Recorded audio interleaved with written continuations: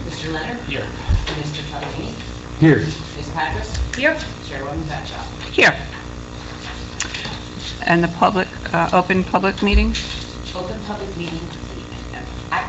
Adequate notice of this meeting with the Bedminster Township Land Use Board was filed with the Township Clerk and sent to the Bernardsville News and the Courier News and to all subscribers, and posted at the Township Municipal Building, 1 Miller Lane, Bedminster, New Jersey, on January 11, 2019. Please stand for the flag salute. I pledge allegiance to the flag of the United States of America and to the republic for which it stands, one nation, under God, indivisible, with liberty and justice for all.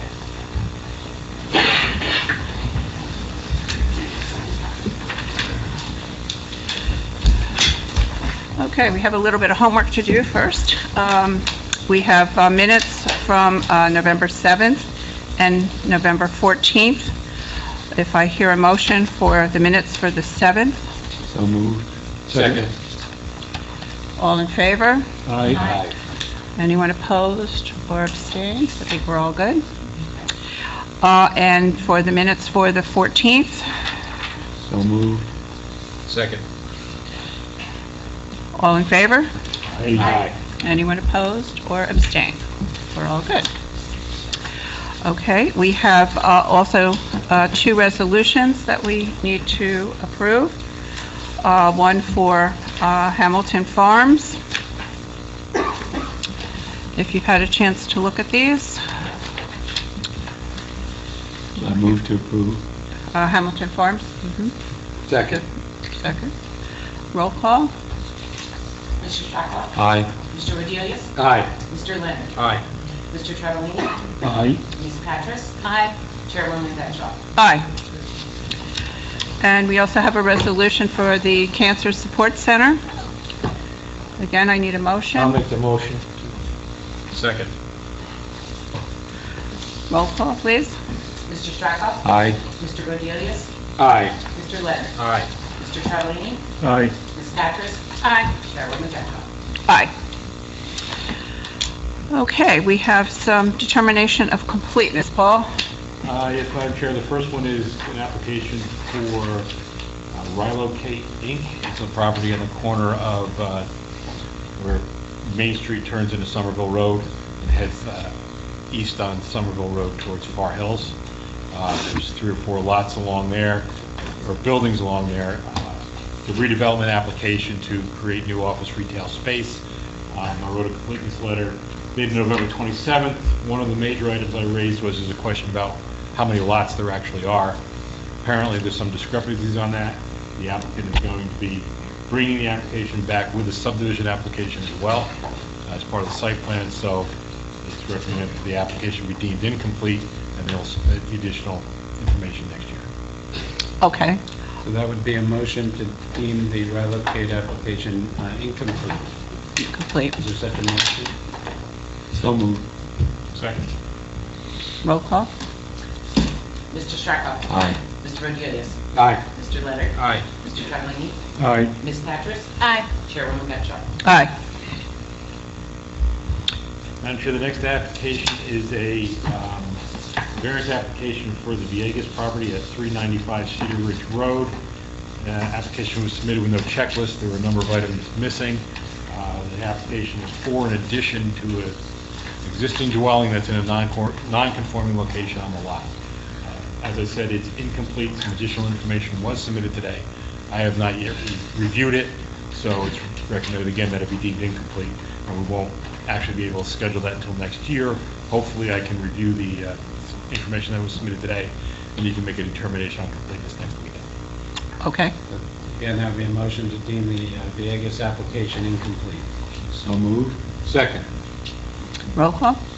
Mr. Stradlin? Aye. Mr. Rodelius? Aye. Mr. Leonard? Aye. Mr. Travellini? Aye. Ms. Patras? Aye. Chairwoman Betcha.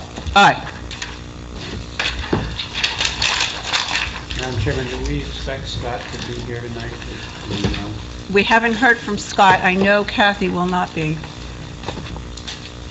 Okay. Janine, have you heard from Scott at all? I don't remember him saying I that don't he... remember either. Yeah, I don't remember him saying that he wasn't going to be here. He usually tells us all the nice places he's going. That's right, I know, yeah. So I'm kind of surprised that he's not. Maybe he's just running late, I don't know. Wasn't, Rich thinks maybe he wasn't going to be here, so we Yeah, have 6 members, that's Okay. sufficient, and we can proceed. Can you just go over the numbers, Tom, and how they work in a situation like this? So let's get the hearing started. Okay. Yeah. yeah, we can go over that later. That's fine. Okay. All right, Mr. Lair, I Thank think you. we're ready to go. Happy Thanksgiving, everyone. Good Yes, evening. thank you. Jeff Lehrer from the law firm of DeFrancesco Bateman. This is the 4th hearing on this application. We have appeared before this board on August 8th, September 12th, and November 7th. We will be presenting our last witness this evening, namely Cray Rayenkamp, our professional planner. We anticipate that Mr. Galvin, representing the objector, will be presenting Colleen McGurk, his client's planner. We do reserve the right to call back Mr. Rayenkamp to rebut any part of Ms. McGurk's testimony. We will then rest our case. I have one housekeeping item which you may recall. Last meeting, Lauren Sirocco, the daughter of John Sirocco, was permitted to speak about certain photo simulations prepared by their office. The board permitted her to speak as an architect in training. We did, however, agree that we would have her father return to just confirm very quickly, as a registered architect, the accuracy of her testimony. We know that after both our case and the objector's case are completed, the public will have an opportunity to comment on this application. There will be a lot for you to absorb over this hearing and the last 3 hearings.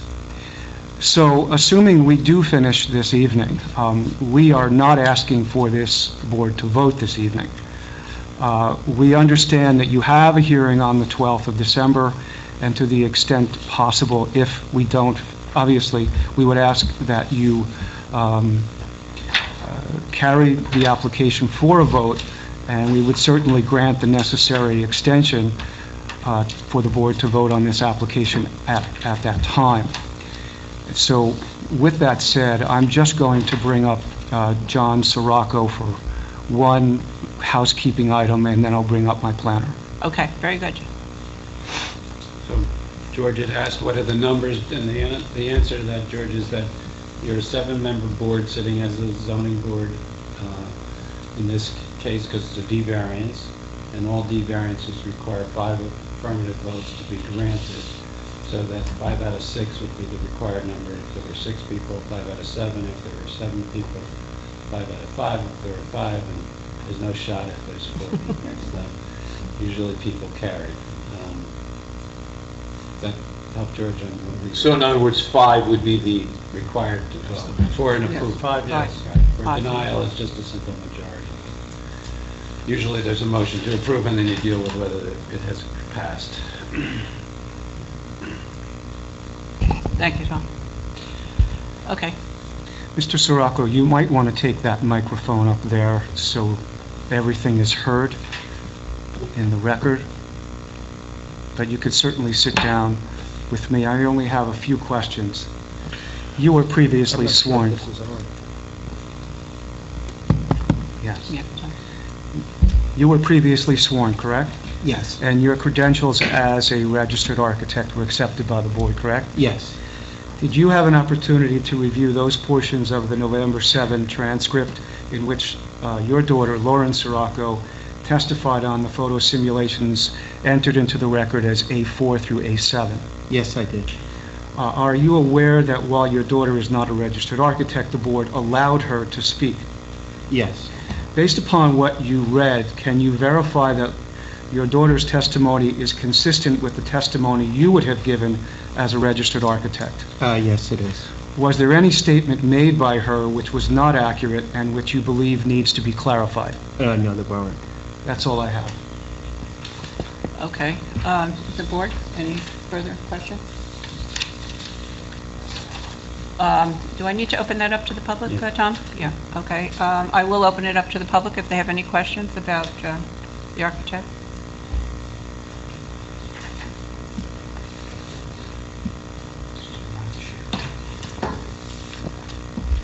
Good evening, Brian Haggerty, Fairview Drive, Bedminster. I remain under oath in this hearing. Good evening, sir. My first question is, I believe if you've read the transcript or seen the tapes, the question of perspective was a little muddled in my mind. There was a question about lens, a question about view. I'm handing you something I believe is already in evidence, which is the Ferraro overlay drawing. And my question is, I could not figure out, as a resident who passes that area daily, I could not figure out a single point perspective that gave the view for the easterly looking view that includes the house at the auto body shop. Could you say if there's a single point perspective or if there's a single angle? Obviously, like an architectural rendering is all the same angle from different points, and a perspective might be different angles from the same points. Could you elaborate? Thank you. The easterly photo was taken in the parking lot across the street from the White House. I guess that's the auto body house, I'm not sure. That's what you're referring to. And it was taken with multiple shots that were put together to form that that rendering. So, would it be... Excuse me. The only auto body shop is on the same side of the street, no? Yeah, okay. Can we bring out the rendering, because I don't think this is comprehensible without looking at the picture. I was really here just to ask him to confirm his testimony. I'm not here to ask him. I'm surprised that this is even happening, but I mean, I'm going to let the board make that decision. I just asked him that he verify the accuracy of what was testified to. I understand. I will say that, Madam Chair, as a member of the public, I thought I understood that we were not really asking them technical questions because there was a question of whether the registered architect was coming to them. Also, those photographs and renderings, the question was asked about what kind of lens. She said a simple iPhone lens, and what kind of techniques. She never explained the kinds of techniques. She said there were techniques, but never explained them. Well, maybe you should ask that question. The architect already had his testimony, and we opened it up and closed it to the public. Correct. So this is just a clarification of her. Of the perspective of the rendering that was right. shown. Yes. So what's the question? May we bring out the rendering? Yeah, is it? Are the renderings over here? I don't know. Both exhibits are there. Yeah, all they are? Okay.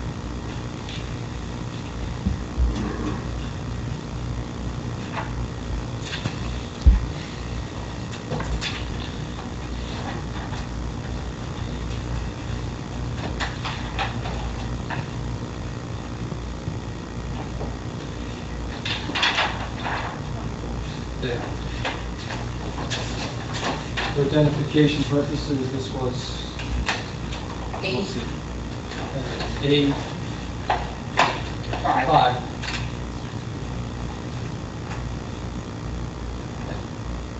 So looking at A5 and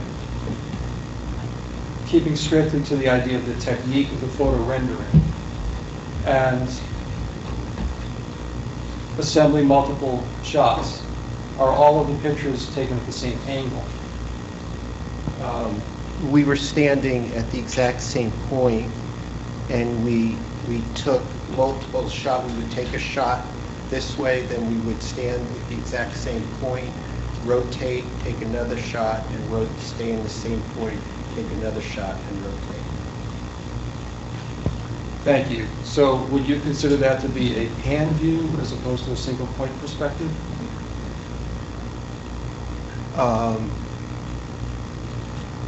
I'm not sure what the definitions of either one would be. Is this a view that one would see walking on the sidewalk or driving down the road? It would be a view you would take. You would see as you turn your head looking east, from west to east. Thank you very much. I have no more questions on the subject. Is there anyone else in the public? See, yes. I just want to renew my objection continues. I don't believe that this satisfies, I don't believe that this corrects. I know that Mr. Lair suggested that it corrects the issue. I don't believe it corrects the issue. That's all. Okay.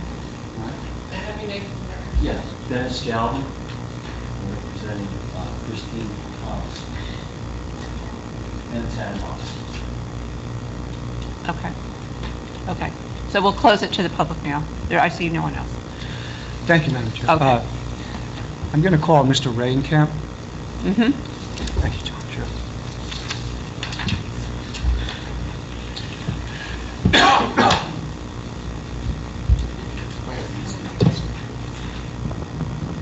Mr. Rainkamp, please raise your right hand.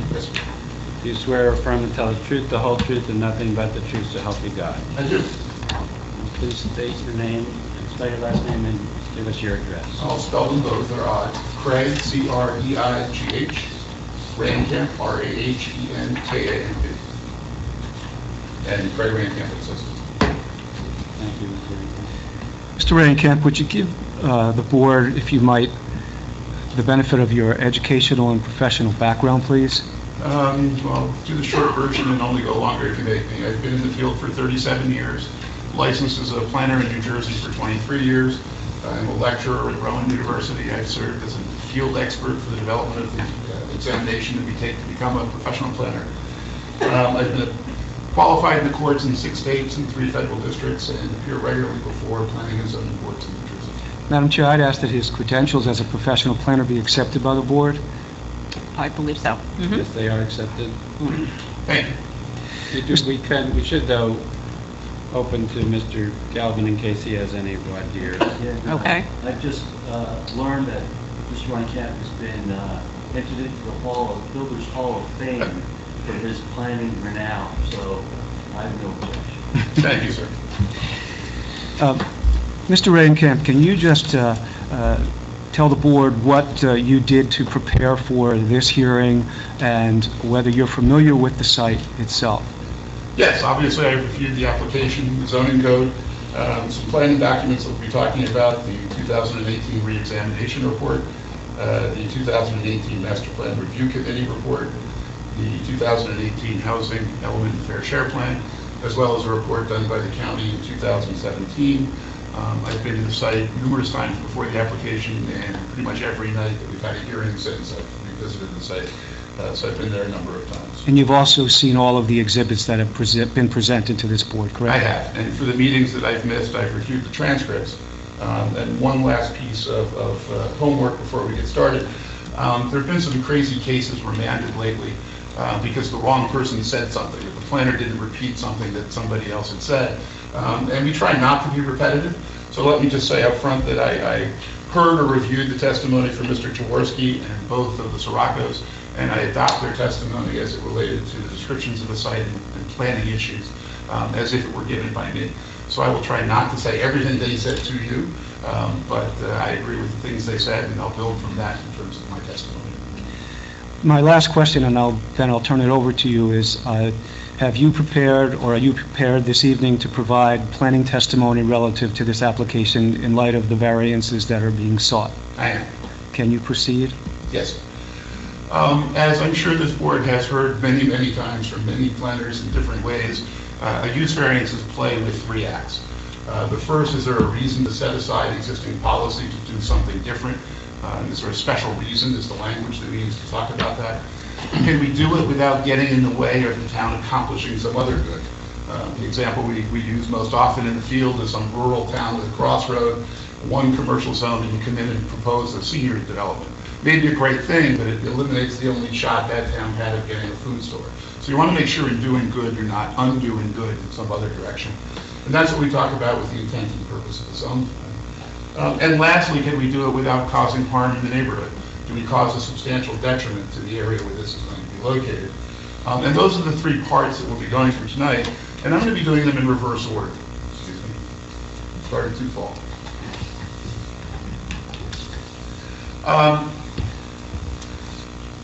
You've had a couple of nights, 3 nights, this is our 4th evening, talking mostly about the site, the plan for the site, and the architecture.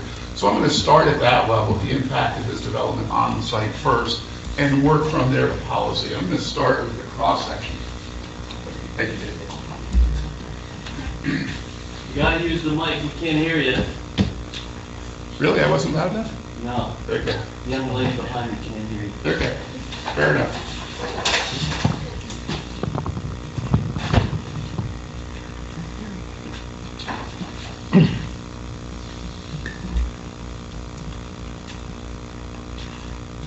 And I believe, David, that's A8? Yes, it's marked A8. Thank you. Before I talk to the exhibit, let me go through some background.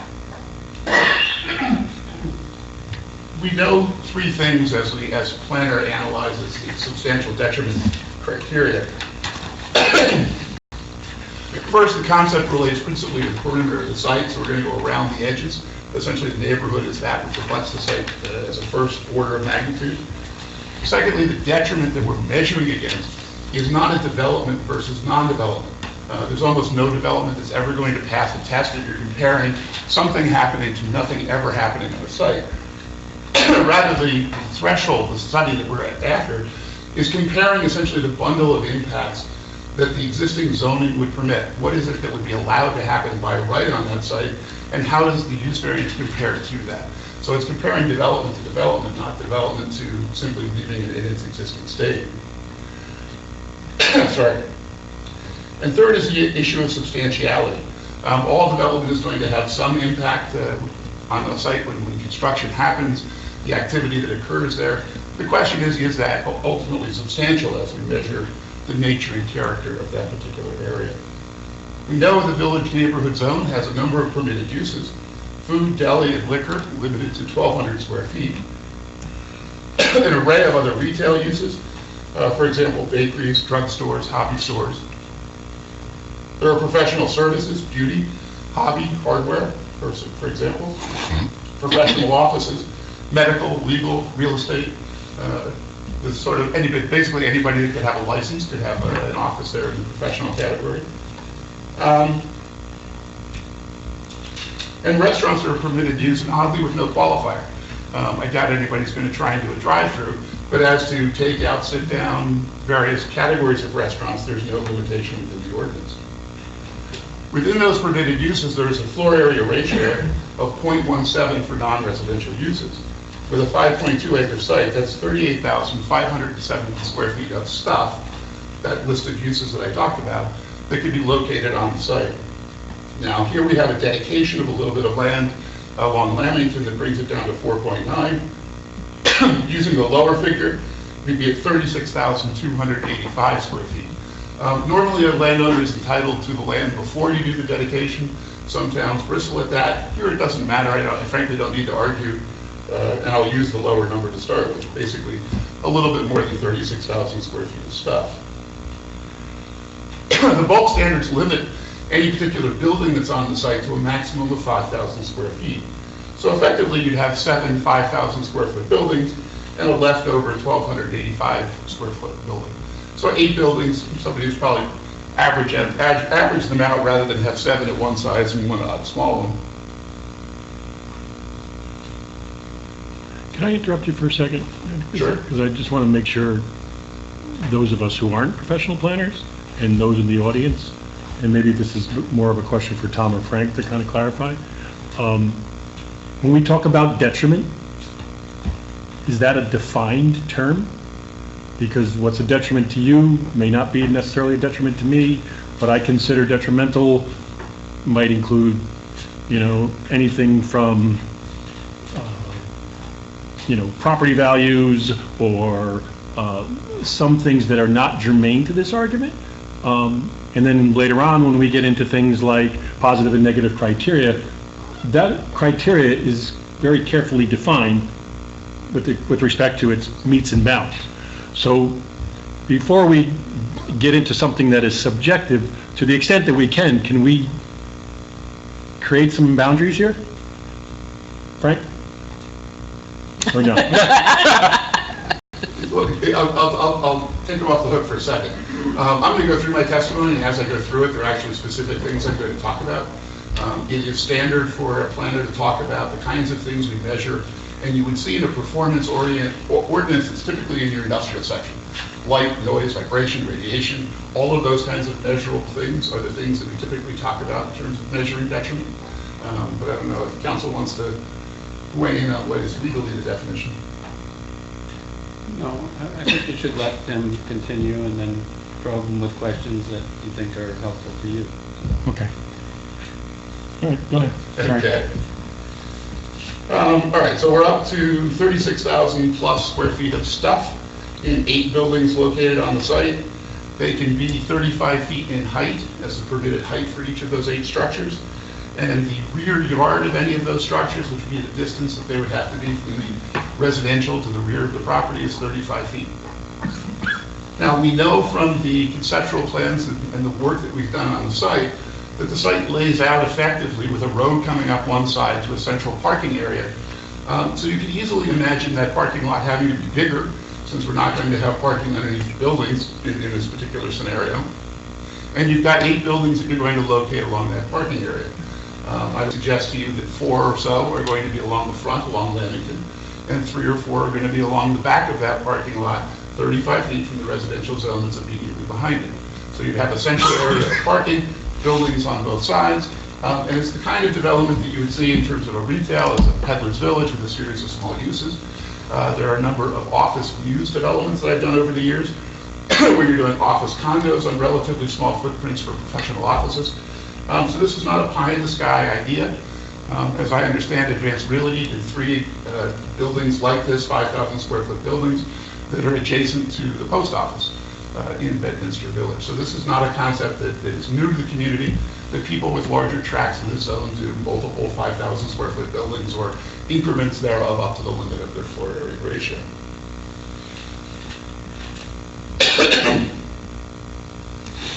Now, as I said, you wouldn't have parking under the building as we have with residential.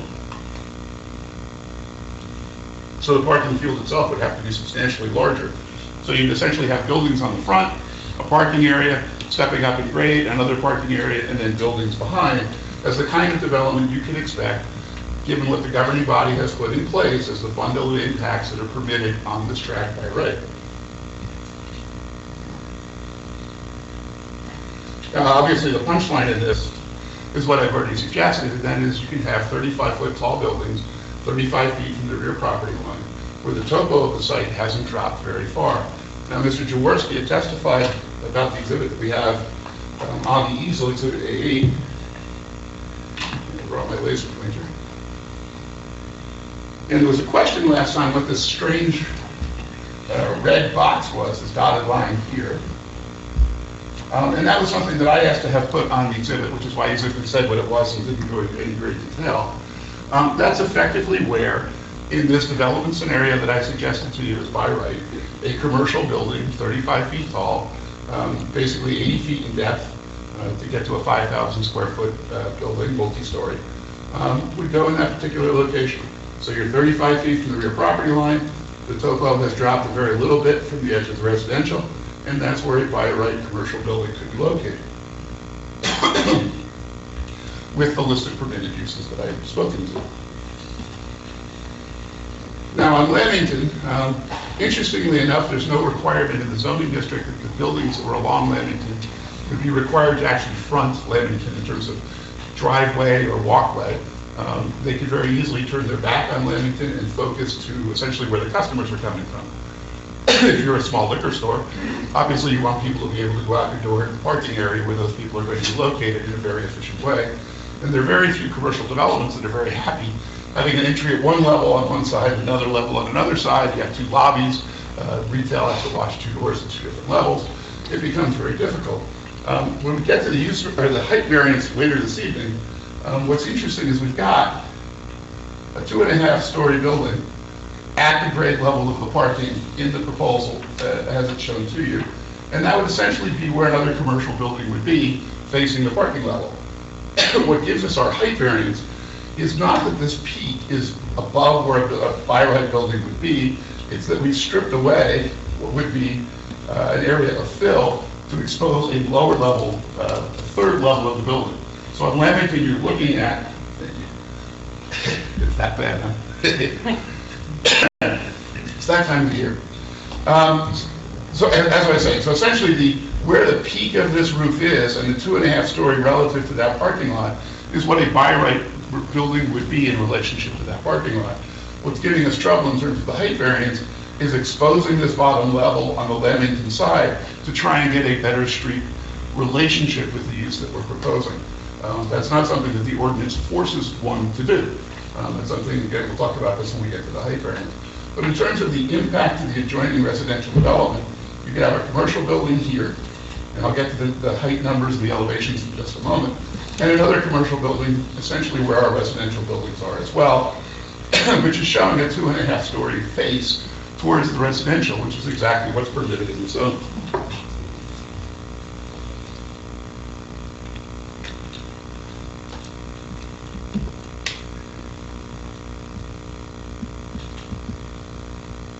So in terms of comparing sort of the bundle of impacts that a permitted use could have versus what the use variance is proposing, first, residential is inherently more compatible with the adjoining residential than a commercial use would be. You can imagine the kind of, I don't want to say chaos, that's probably too strong of a word, but the kinds of activities that occur in a retail parking lot is substantially noisier and more active than a residential parking lot, especially when half of the most active area of the residential parking lot is actually under the buildings. The surface parking itself is substantially smaller with the use variance application. Obviously, there's a smaller heat sink, less area that requires lighting, a substantial benefit by having parking under the building rather than having a larger surface parking lot.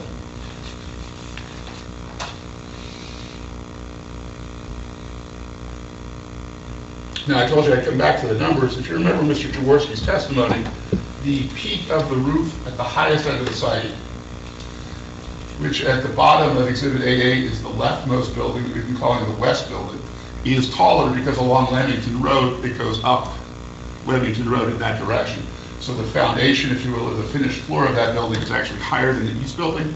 And that building has our retail in it, which has an extra couple of feet in that first story to accommodate the retail use that's not in the other building.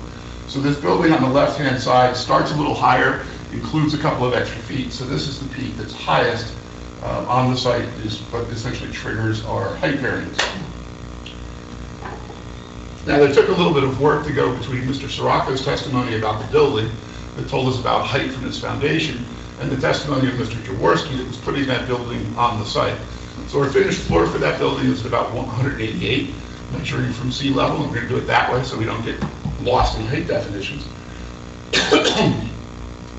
But our average grade for the building, given that we're high on one side and low on the other, is at 190. So we have differences in terms of measuring of height based on where you start counting.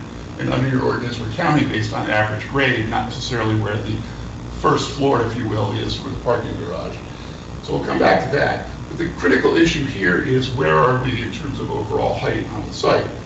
Now, Mr. Jaworski testified that the peak of this roof, with the peaked roof design that we have requested from the board, is at 240.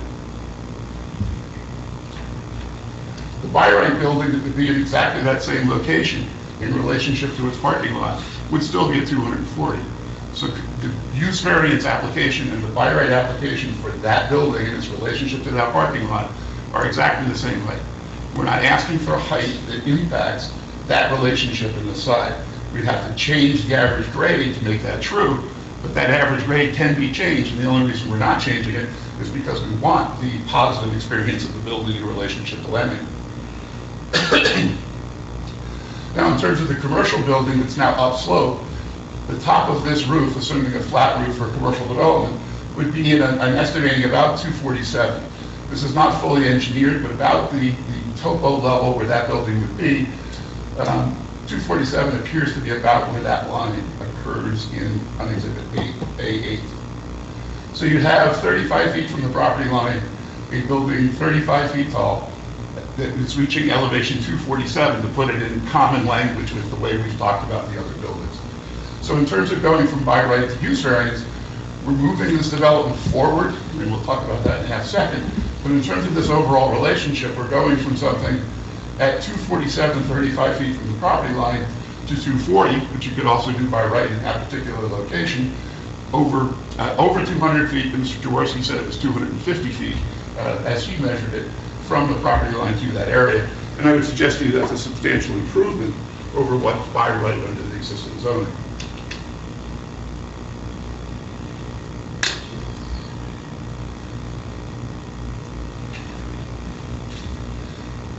We also had additional testimony on the amount of existing trees that would remain. You can see on Exhibit A8, the area is outlined as the existing vegetation that would remain. And you had testimony from Mr. Jaworski that where there are gaps, and you can see them pretty clearly on the area where they occur, and along the perimeter, we would backfill with evergreens. I can imagine prior to construction, meeting with your staff, the neighbors that are interested to participate, and the professionals from this application, physically going up to that location, looking at where the sight lines are, where there are areas that need to be filled in, and accomplishing that. You also had the commitment from Mr. Jaworski that the minimum tree size for the evergreens would be 8 feet in that location. And that would be more than enough to screen the building that we're showing in terms of the distance to the use variance structure.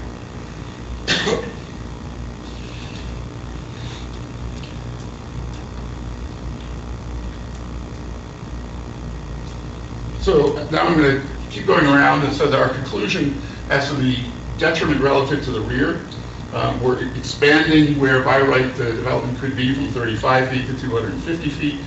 We have the same building height in relationship to the neighbor that would be permitted by right.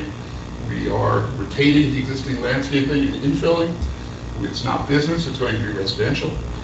So as I suggested to you, it's a vast improvement and certainly not a detriment relative to the bundle of impacts that a by right development can create. As to the sides lying around the site, it's effectively unchanged.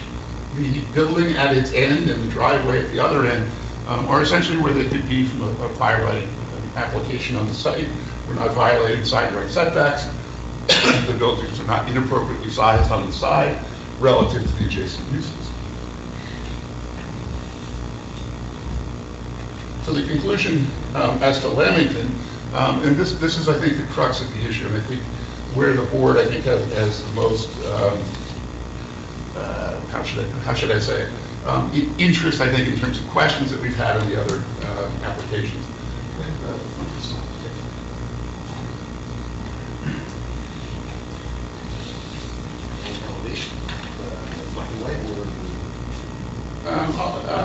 We're going to take that one for now. I'll take A5.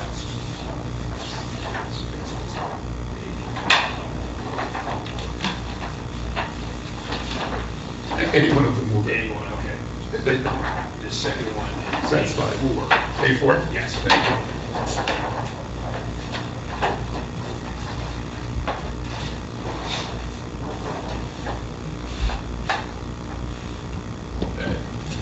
So in moving the building mass from the rear of the site to the front, obviously we're not having small 5,000 square foot buildings. They're essentially now all connected together along the front plane instead of being staggered between the front and the rear. The issue here is, can we, in an architectural fashion, make this something attractive on Lamington Road? There are a number of items and issues that Mr. Sirocco addressed in detail in his testimony. He has a better vocabulary to talk about architecture than I do, but I'll point out a few. It's very rare to see continuous porches rather than individual decks for units. That's been incorporated in this building to create linkages along the facade. You've got a very high stone water table, differentiating essentially where the foundation is and making it look like a 2.5-story building. That lower level has a different treatment to it. You have vertical elements and offsets to create a series of different building looks along that facade. So there's an effort to mitigate the length of the building by the architecture and the effort that's been put into the design of the building. Ultimately, it'll be up to the board whether we have been successful, but my conclusion is that the visual and aesthetic enhancements that have been done to the building mitigate the fact that it is a longer building than the ordinance would have called for, and at the same time, it's helping us accomplish not developing the rear and maintaining the trees. So we're doing something good by moving the development forward and then mitigating the length of the building through architectural treatments.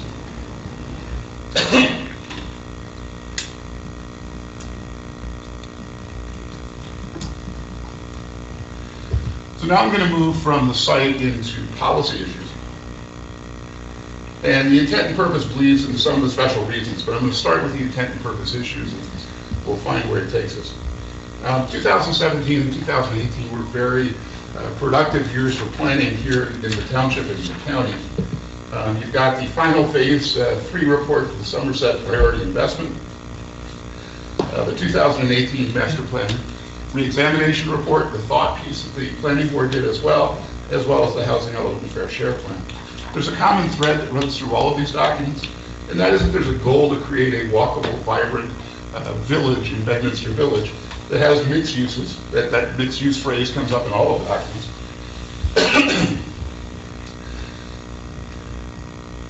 Now, in the county document, Bedminster Village is focus area number 2. You'll find that on page 31. They go through 4 scenarios of development that can occur within Bedminster Village. What's common amongst all 4 of them is the idea that there should be greater density for residential development within this center, that there should be a more diverse mix of residential. We're talking about apartments rather than simply single-family lots, as adding to that diversity. And a very heavy emphasis on linking the potential future redevelopment of the office sites on Route 206 to the smaller scale activity on Main Street and Lamington Road as you come into the village, with this as sort of the glue. This site winds up being the linkage between what's happening on 206 and what happens deeper into the village itself. And this site is identified as that kind of transitional site. The reexamination report on page 14 talks about promoting villages as people places. And that people places is a phrase I'm going to come back to in a moment, as I think being the key concept here. The VA does permit mixed use, but the mixed use in that context are single-family lots with commercial along the front, rather than what I would have thought of as mixed use being residential and commercial in the same building. And I don't mean to be too snide about it, but if commercial out front and residential behind is mixed use, I've been doing mixed use in subdivisions for 30 years. Every suburban development has shopping centers in the front. I don't call residential in the front and commercial in the back, or vice versa, as a mixed use. Mixed use is when you integrate them together, and I think that's what we're proposing as part of this application. Now, the planning board had a thought piece that I thought was very helpful. They specifically identified that this was not to be considered part of the master plan. This was them thinking through issues, giving some guidance in terms of their thinking process. And what was important about the document is that it reviews the challenges facing the community. The office market is very tough. You're going to see redevelopment of some of the major office sites. They didn't use the term, but talking about the retail Mageddon, or the retail apocalypse, the dramatic reduction in amount of retail development and shopping centers going dark in New Jersey, certainly means retail is going to be a challenge if you're going to rely on that going forward as a key element in future development. On page 2, it talks about mixed-use demand increasing, and on page 3, that multifamily demand is increasing. So this thought piece is starting to identify the pieces of the puzzle that can actually be used to successfully create a village, and that is multifamily housing is something that we need. Mixed use makes retail more viable, and these are the directions that they're talking about in terms of the thought piece as they're trying to address a village strategy. On page 8, they specifically talk about this 5.2 acre site, and there's a line there that I think is very important. Balanced reuse of this property could help our rate base, pending the nature of the residential development. Single-family development struggles to be positive for a rate base, so there the mix of residential to commercial would be very important. But one of the things that's interesting, apartments, intentionally rental developments, in the Department of Community Affairs spreadsheet tracking rateables at the state includes apartments with commercial and industrial as a non-residential use because of its inherent positive fiscal benefit on communities. So whenever the state is going through allocations of funds, the apartment component is part of the non-residential use, not the residential use. So in shifting here, for example, from some sort of mix of office and commercial to a mix of residential and commercial, in an apartment complex structure still fulfills that objective of delivering an appropriate rate base, as phrased in the thought piece. The re-examination report on page 1 and 3 reinforces this concern about fiscal balance in the community and how we can address that through new development. And as I said, apartments do that by their category. Essentially, they're not getting reimbursements the way condo developments do. They're owned by a single entity, and they're taxed essentially as a non-residential use. The housing element talks about housing demand in very important ways that I think are helpful. We know from national and statewide data that our demographics have changed in a very substantial way. In the 1960s, we had 70% of our households had children present. They were larger than two-person households, and 30% were one- and two-person households. As of the 2010 census, that is exactly flipped. We're now 70% one- and two-person households and 30% households with families. The built environment, the housing that we have, is essentially our gift from the past, created in various demographic eras. It doesn't change rapidly. So as you see the demographics change, you anticipate that the new housing that's going to be needed to make that mix appropriate for the physical housing to match the demographic change is that we're going to need more of the smaller rental kind of housing stock to meet those demographic changes. The housing element grounds that at the local level, going through household statistics here in your community as well. So not only is it occurring national and statewide, it's occurring here. There's also been a long-term shift to a greater share of rental. And while that's largely been accomplished by the prior for sale stock being converted to rental, individual single-family homes now rent at a much higher ratio than ever in the past. The same is happening with condominiums and townhouses of various kinds. That's very different than an intentionally provided rental community, where essentially the resident is a customer, not a member, where the customer is always right, and you're providing a series of amenities that are specifically designed. Higher levels of security if people are snowbirds and spending half the year in Florida and half the year in their apartment year. They can do that knowing their apartment is secure. They have business centers, various other amenities in the building that Mr. Sirocco had gone over that are specifically designed for the rental market.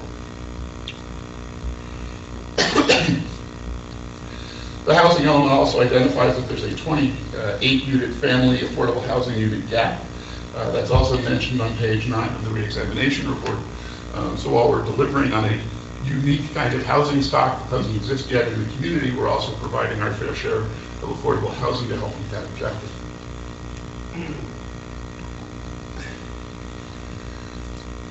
So having said all of that about the planning background, we know the objective is to have a vibrant village.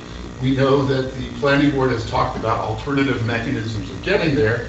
I think that's what's happening with this application. When we talk about intent and purpose of the zone plan with most use variances that I'm working on, the work that I have to do is trying to figure out if allowing this use variance is going to happen is going to frustrate some kind of other important municipal goal. In TWC, Judge Wilson's decision, we look at the overall district, how large it is, are we losing too much of it, what kind of impact are we going to have on the ability of sites in the area to be used as zoned. Here, none of that is particularly relevant. We're not negatively impacting the ability of any site adjacent to this to be used as it's currently zoned. And more to the point, we're simply working towards the same goal that the municipality has had all along, and simply using a different modality to get there. That if you're waiting for retail and office in this marketplace to advance the objectives of having a viable and walkable village, you're going to be waiting a long time. If you're willing to take on the kinds of uses that you know, both from market experience and the thought piece that your planning board put together, multifamily residential is a tool that allows us to advance those development objectives in a more reasonable time frame. More importantly, they bring income. Roughly 30% of the money that we all earn gets spent on what gets categorized as retail or personal services. The census is less good at telling us whether that gets spent within a mile, 3 miles, or 5 miles, or while we're on vacation. So it's hard to say specifically that X dollars would be spent in Bedminster Village because this development was going to be here. But even if we just talk about the trend in people eating out, 40 new households are going to be somewhere between 25 and 30 meals a night. That's a significant impact to somebody who's thinking about having a restaurant and locating it within the village. For most entrepreneurs, they will tell you it's not really the peak, the best day that worries them. It's how am I going to do on a rainy winter's night? Is anybody going to show up? And what we've learned over the years is residence close within a village center is the key to giving entrepreneurs a comfort level that they can have a viable business relying on that local population to keep them survive, and then they can make their money as people come from a broader community to eat at that restaurant or shop at that store. That having feet on the street, as your master plan talked to, having a people center, focusing on having people in the center that make it viable, walking around in the evenings and the afternoons is critical, and having rental apartments in this area will do that for you. So rather than being concerned about obstructing or getting in the way or somehow being contrary to the intent and purpose of the zone plan, I think what we're accomplishing here is actually advancing the intent and purpose of the zone plan, just using a different strategy to get there. Now, much of that undergirds what we're going to talk about in terms of special reasons. Sorry.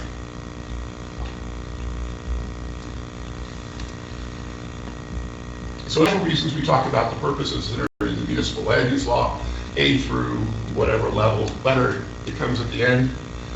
You can tell how old the planner is by what letter they think it ends at. They keep adding more. But the ones that I think are important here is first purpose G. That's variety and choice in housing. And here, as I said earlier, we're providing an intentionally rental community, something that doesn't exist in Bedminster today, with appropriate amenities, customer focus, additional security. We're also providing our fair share of affordable housing in this development, which is needed to fill a gap within your plan. And from the affordable housing point of view, this is a great location because you're easily able to walk to jobs, both on 206 and in the village center, with an opportunity to actually be employed in your local area. So many of the affordable developments are often far away from potential employment. This one, I think, is a good location for a few affordable units. I'd also talk to purpose I. This is the visual purpose, character purpose. I think what we've identified for this site is a better zoning alternative than what would be permitted by right in terms of where we're proposing the development, bringing it to the front, and all of those issues that I talked about in terms of parking and landscaping. We provide the link from 206 to Main Street with a vibrant and interesting use, architecturally interesting, something that somebody's not going to mind walking by as they walk the street. It's something that's going to be attractive and draw them in. The additional retail that's part of the site gives you a way station to stop for coffee on your way to get your haircut. There are things that can happen along the way, and I think this contributes positively to providing that kind of visual link between the two components of the village itself. I'd point to purpose M, the efficient use of land. I'm not sure how well this one goes over here, but frankly, wasting a site in a village for single-family detached houses makes no sense to me. We've got state plan, county plan, all of us telling that we need to preserve our open and rural areas and concentrate future population development in our centers. This is the kind of use that you would expect to see in a designated center, in a village location. It's serving the efficient use of land by doing that in an appropriate way. And let's say I talk to purpose A, the general welfare. We're contributing to the achievement of the center goal, the village goals of the community. We're helping to diversify the community slowly. Apartments do not follow the same cycle that office buildings and retail have. Communities that had apartments, when the last crash came and offices went down and very hard in their value of the community, apartments didn't. They had to be counter-cyclical. You get greater demand in recessions for rental housing. So you don't have that kind of whipsawing, if you will, as the economy goes up and down with apartments. And I would say that in addressing the general welfare, we have the additional burden of talking about particular suitability. And here I think we've got a strategic location, as I said, linking the two components of the village. This is not a use looking for a site. This is not a McDonald's trying to find a site in the community. This is a site in the community that has been talked about for a while, trying to find the right use that unlocks this puzzle. As I'm sure the board members are aware, there have been multiple efforts to try and develop the site over the years. I think this is the one that comes up with the right answer.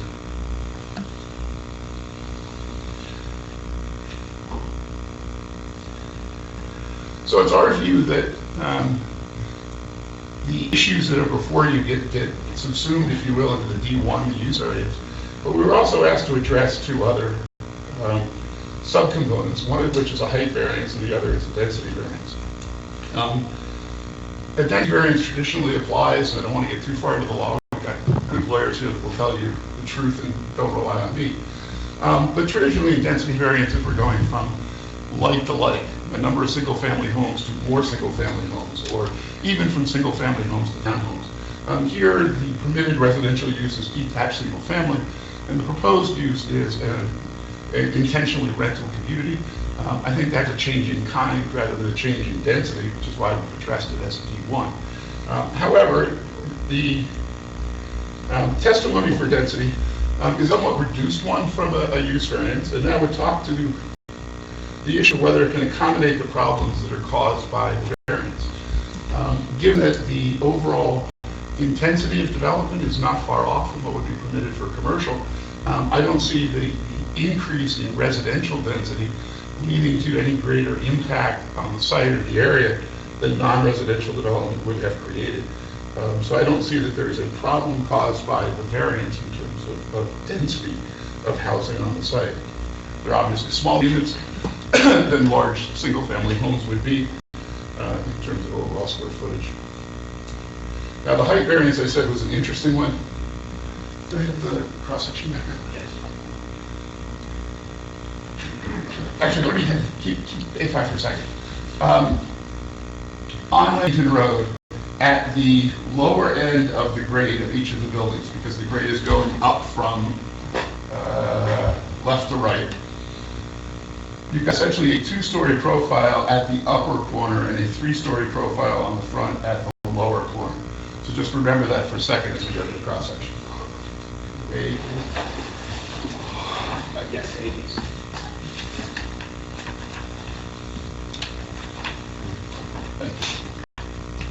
So I beat this death a little bit when talking about the use areas.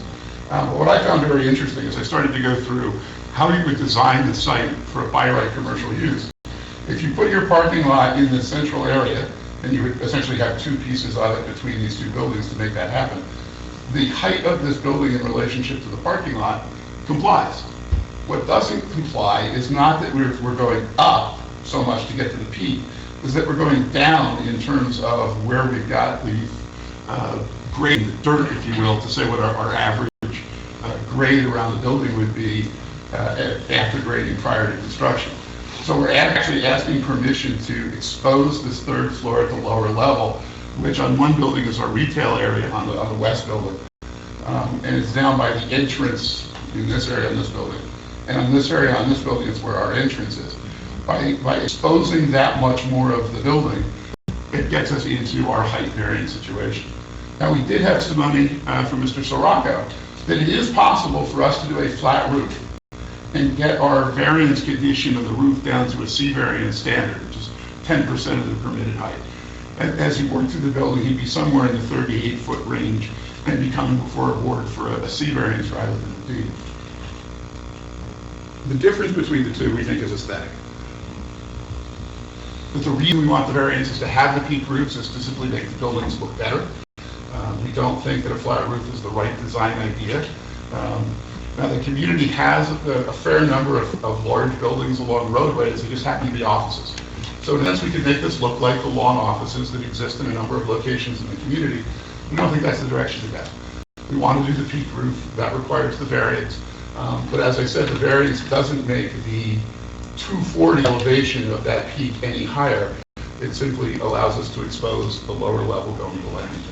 So I think for those reasons, the height variance is appropriately granted. And we would ask you to do it essentially for aesthetic reasons under purpose I. I just have one other question. As you're aware, under a D1 variance, Medici and the Price versus Himeji case talk about the second prong of the negative criteria being the requirement to reconcile the proposed use with the omission of that use from the zoning ordinance. You and I had an interesting discussion about that, but perhaps you can share with the board the reconciliation that we had discussed. Okay. Trying to think where to start. I have to repeat myself. The key issue here is that the municipality set an objective to have walkable, viable villages. And then the planning board had a thought piece that wasn't officially part of the zone plan from a planning perspective. It was a thought piece where they went through what the challenges were for the kinds of uses that the zoning ordinance was calling for in the villages and started to explore alternatives. So the idea that there would be higher density housing in mixed-use buildings with residential as a solution that could actually work in the near term is something that the planning board has actually discussed in their thought piece. So, as I said, rather than sort of reconciling what we're doing wrong or getting in the way of, this is an application that's actually advancing the overall objective. Thank you. I have nothing further, Madam Chair. I think that we've covered all of the positive and negative criteria, the reconciliation, and I leave it to the board if they have any questions. Okay.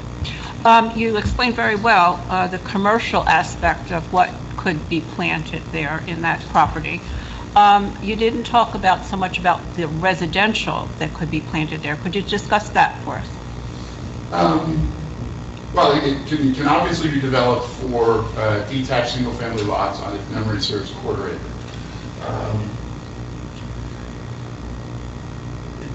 Two things that I had to say about that. One is, in terms of measuring our use variance against something, we'd be measuring it against the most intense use of the site. And the most intense use of the site would be commercial, so that's why I spent my time Yes, I understand with commercial. And as I said earlier, I think a single-family detached use brings fewer feet to the street, if you will, in support of the village economic development objectives in terms of having consumers in the area. I think having this intentionally rental development provides a greater level of economic demand for future retail activities within the center. I think it's more supportive. I think it's a more efficient use of the land. And I think in terms of the overall usage of the property, my understanding of the prior applications is that they all tried to use the entire property. And the essence of this application is to get away from that and to have the rear half of the site roughly remain in its existing wooded state with supplemented landscaping, rather than have a single-family subdivision that uses the entire site or a commercial development that uses the entire site. And how many houses, I believe, it would be? We have fully engineered it, and No, I understand that. It's been debated back and forth how many you get when you do roads, so I don't want to speculate on that. Well, approximately, it's between 14 and 16, correct? It could be. Could be. And it would be full use of the land? I'm sorry? It would be full use of the land? Yes, exactly. Okay. And I assume that you would want to put 3 or 4 bedroom houses, not a 2-bedroom house, is that correct? Yes, I'll just, I mean, I'll stay away just, from the pronoun, it wouldn't be me. not you. But I'm sure any single-family residential home builder is going to want at least 4. Yeah. And probably try and figure out how to get that. All right. I'll open it up to the board. Any questions? Go ahead. Rich? You started talking a little bit about demography, and you know, and in my mind, I'm find myself asking the question: if not this, what? And you did address it with respect to this commercial use of buy rate liquor store, or what have you. But you also talked at the same time about how retail struggles these days with the, you know, the idea of Amazon and Wayfair and all these different online retailers, retail struggles. Maybe not so much with some of the direct services, whether it be a haircut, a meal, et cetera. Those retail needs are still very much in demand as long as there's people, right? Yeah. So if we think commercial would struggle, at least some sort of retail, commercial would struggle. And as of right, single-family home development. You said you did some demography and how trends are maybe changing, et cetera, et cetera. I've been living in this neighborhood for 25 years. If somebody thought they could build private homes there, I would think they would have done that. Can you speak to the demand or the trends moving away from single-family homes? While that may be something you can do as right, would anybody in their right mind do that? The stock answer I should give you is no, they shouldn't. And the reality is that we have far more single-family homes than we're going to need for a generation. And Jim Hughes at Rutgers and others have written headline reports that the last thing we need in New Jersey is more single-family housing. That said, small quarter-acre developments are still happening in various places. So I don't want to suggest that single-family here is infeasible from a takings kind of perspective, but it's unlikely.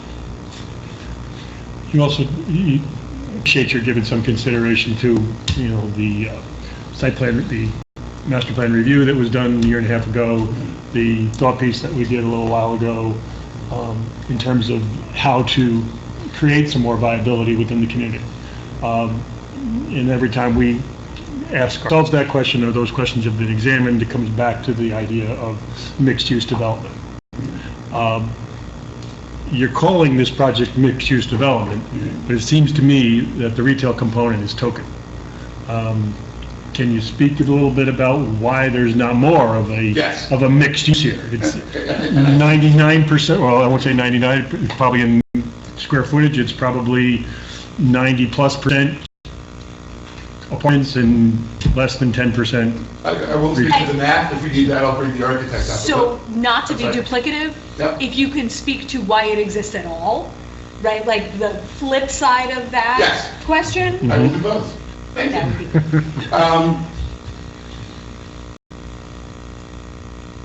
In large part, it's strategic.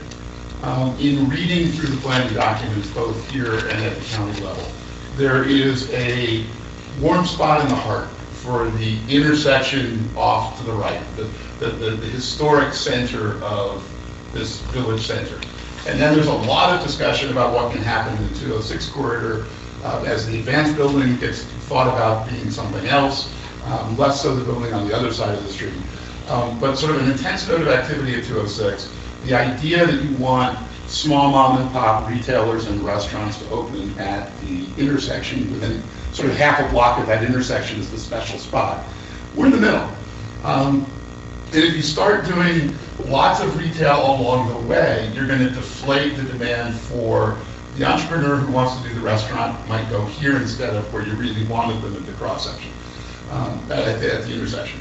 So I think strategically, this parcel is not the place where you really want the mom and pop business use to go. You've got other places where you want to focus that demand in here. So that's why not a lot. Why some? There's two parts to that. One of which is we wanted to have an amenity for the people in the building. So if you get a coffee shop, you get some sort of convenience activity, maybe even a small restaurant. That becomes an amenity for the people who are in the building as well. And you also want to have at least a touch of retail so that as you have the pedestrian experience going from 206 to the intersection, there's something in the middle that's a destination that's interesting, that has life and light, and you might stop it. So you wanted to have at least a place to touch in, enough little space if there's something going on here, but not so much that you're competing with the places where you really wanted those businesses to go. All right, follow-up. I struggle with the scale of this. I had some questions for the architect in one of the prior meetings about the scale of it. And you're talking about, if not for the excavation to create the lower level, some of the height issues go away. And I think you addressed that pretty fairly with respect to the height. I still struggle with the scale, the massing of these properties. I can imagine, you do this, and every other property owner between Hillside Avenue and 206 we'll do something similar, and it'll look like Cranford, New Jersey in 10 years. And I don't think that that's what we had in mind when we talk about mixed use.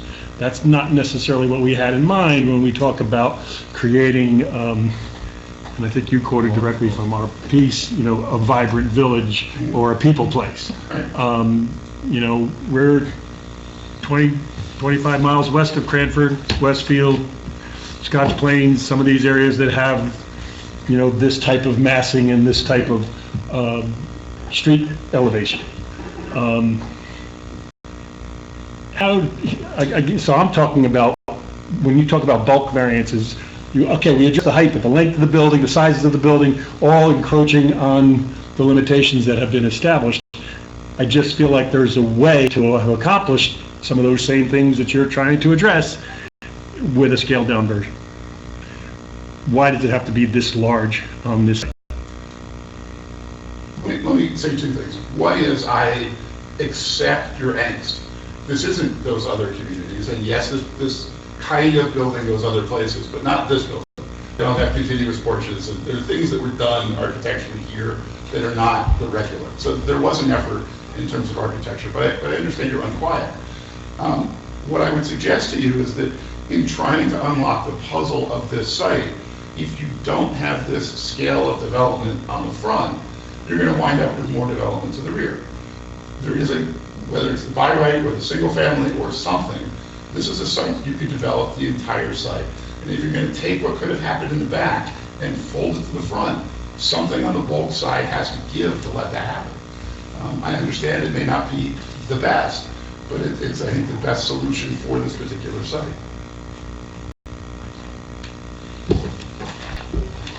I think that's all I got for now. Sorry. And Nick? Yeah, I have a concern envisioning where the people place would be.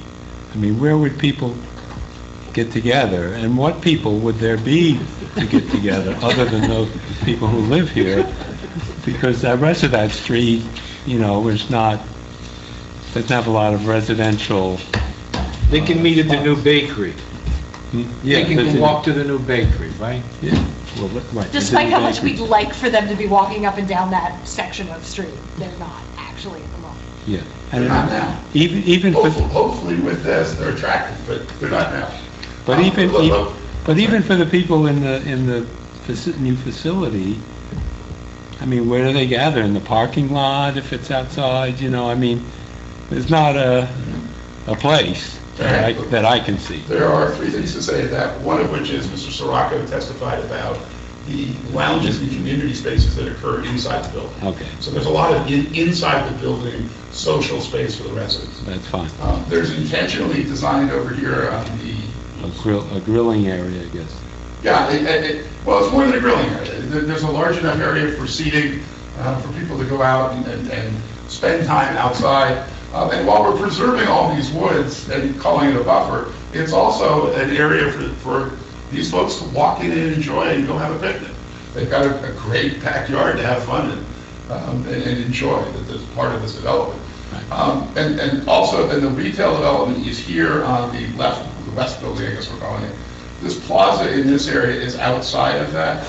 So forget the bakery, the coffee shop, that becomes the public gathering space, not only for the residents, but hopefully that becomes a destination for people walking on the street, a reason to come up in this direction, stop here, and then go on to whatever happens on the 206 side. That there's this rest stop, if you will, in the middle. If you're walking along and you feel like having to stop to sit, that's the place to do it. So we've got a public gathering area with the retail in this area, a more private gathering area, and an enormous yard in the rear, and then the interior spaces for the people that live there. The rear is pretty much just for the people who live there. People walking down the street are not welcome to wander those woods, I would imagine not. I mean, I'm sure there's not going to be somebody out there with a shotgun, but if there are too many teenagers out there, somebody will call the cops. Yes, right. Anybody else on the board? So you talked a little about the changes in the housing stock to meet changes in the demographics. And I know that the ownership talks a little bit about what they saw as their target tenant for these. Can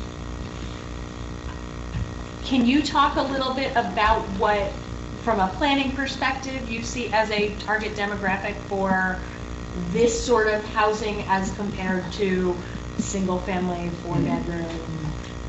Be happy to. The phrase we use most often in planning is the barbell demographic, and that's sort of two big bunches at the end and nothing in the middle.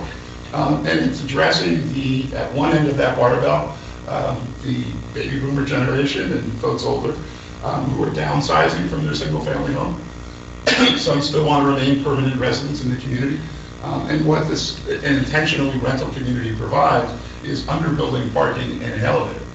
So while it's not age-restricted housing, it provides the amenities to allow an older person to get from a parking area to their unit without dealing with stairs.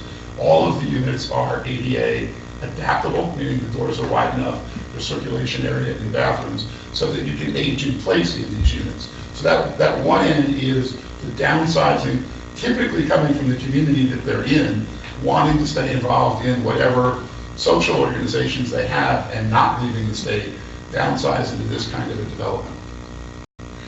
The other end of that barbell are the successful folks in the younger generation who are in the various tech companies and management companies in the area.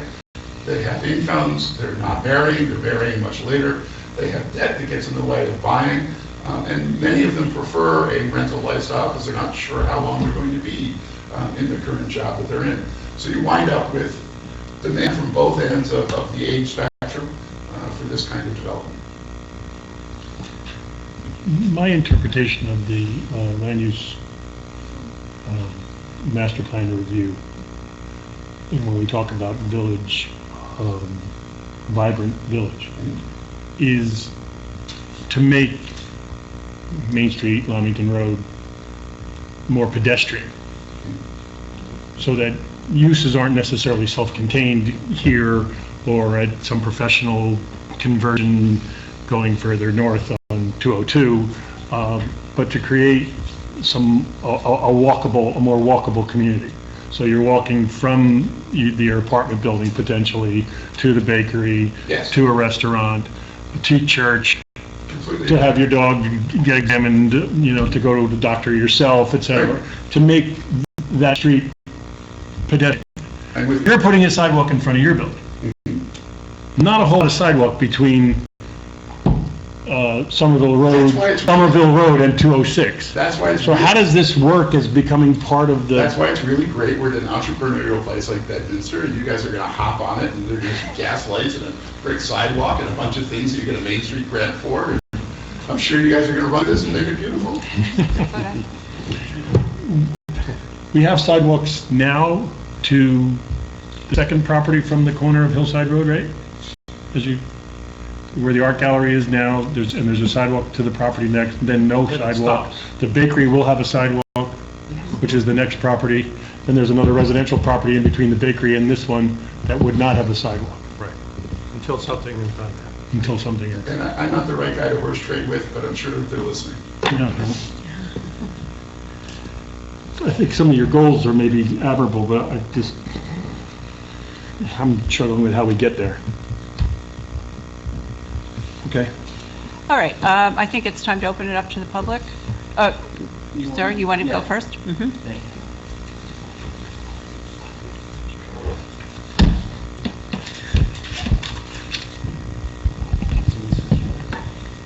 Yeah, probably over here. Can I have this one? You can sit. You sure? Yeah. Where?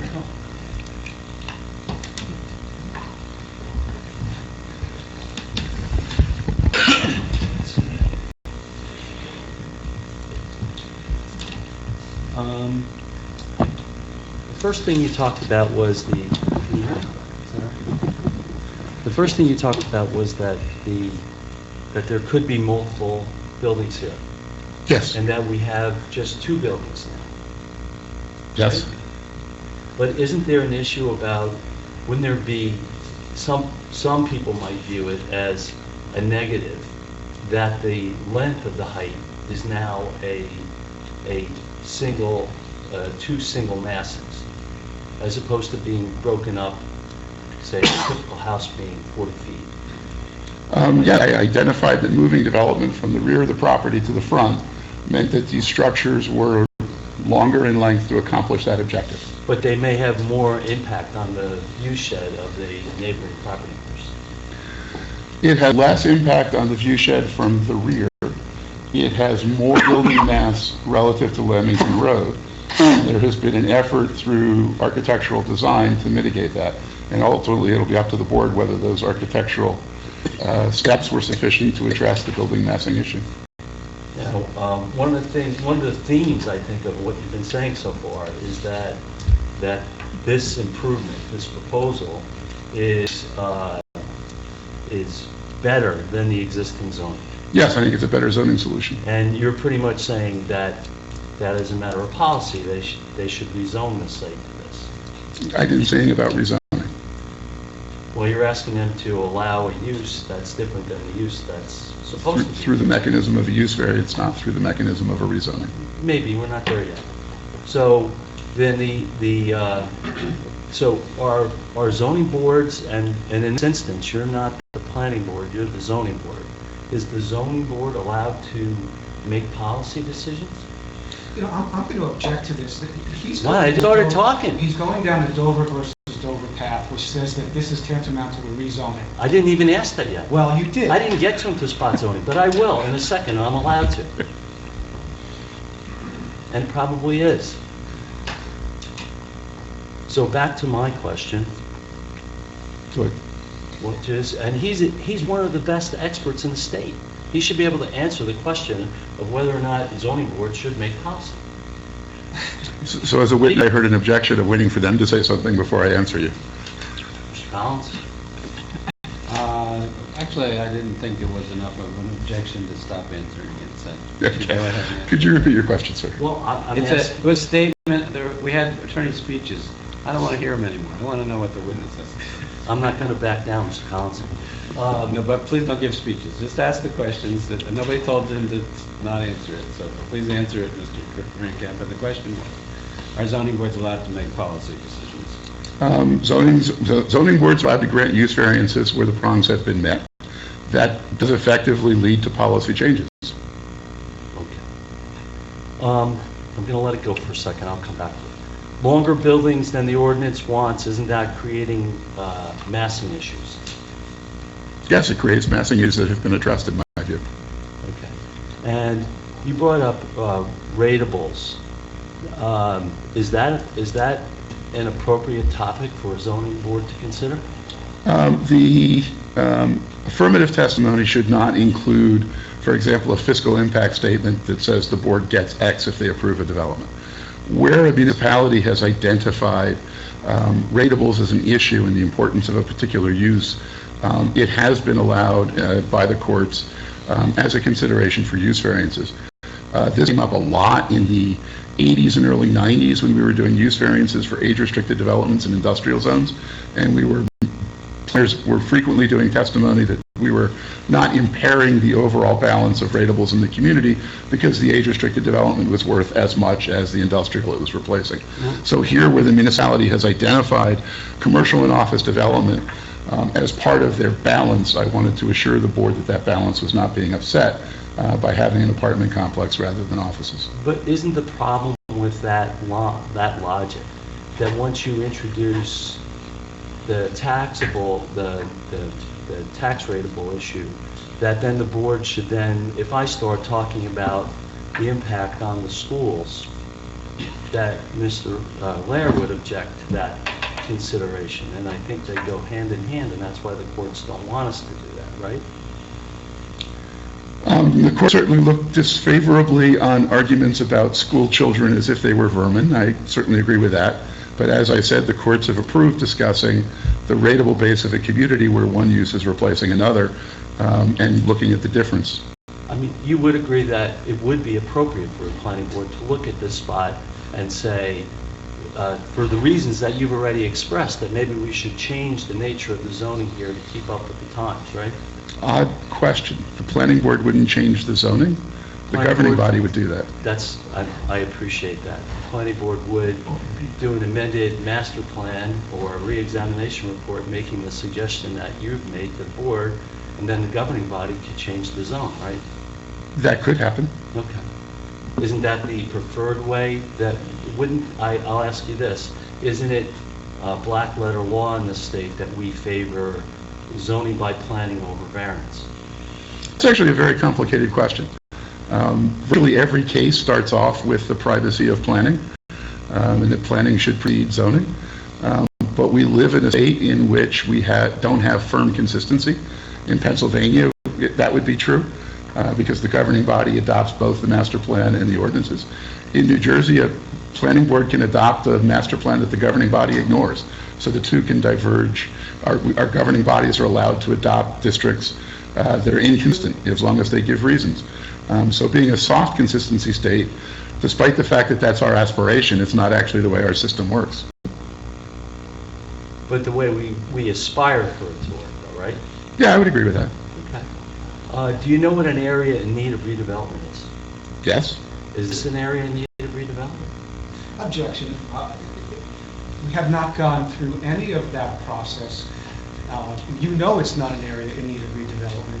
Why are you even asking the question? Because I do think now you've stepped beyond the scope of direct testimony, so to the extent you've done that, the objection is sustained. All right. Why didn't the governing body zone this site in the manner that you're suggesting we should now grant their use rights? If you're asking me what was in the minds of people I don't know, I can't answer that. I can answer generally that in New Jersey we typically don't have micro zones of this size. We generally have broader zones and rely on our zoning boards to deal with parcel-specific issues. New Jersey is unique, as far as I know, in the country, allowing zoning boards to grant variances on use for policy reasons. And because we have that mechanism, governing boards rely on it.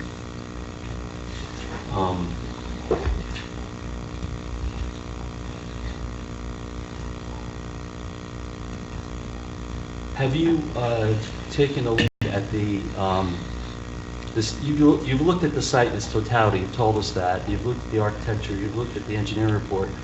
You didn't have any fire safety concerns with this site?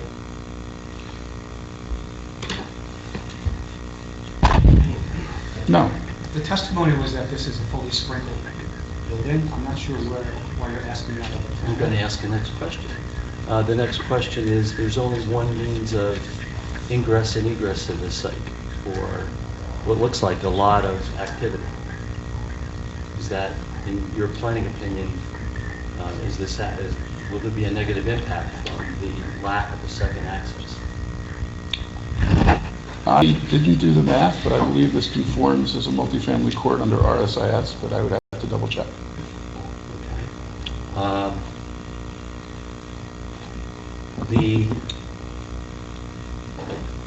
I was going to say, what happens if the fire happens on this site? On balance, when They you... put it out.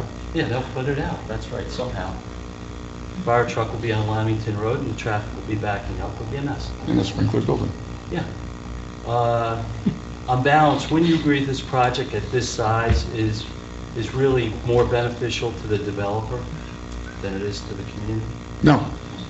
Even though it's double the density and 10 feet over the height requirement? To me, the developer's a means to the end. It's certainly most beneficial to the 40 households that would call this site home. They're the primary beneficiaries of the development. I think the secondary beneficiaries are those that I've identified in terms of enhancing the quality of life in the village overall.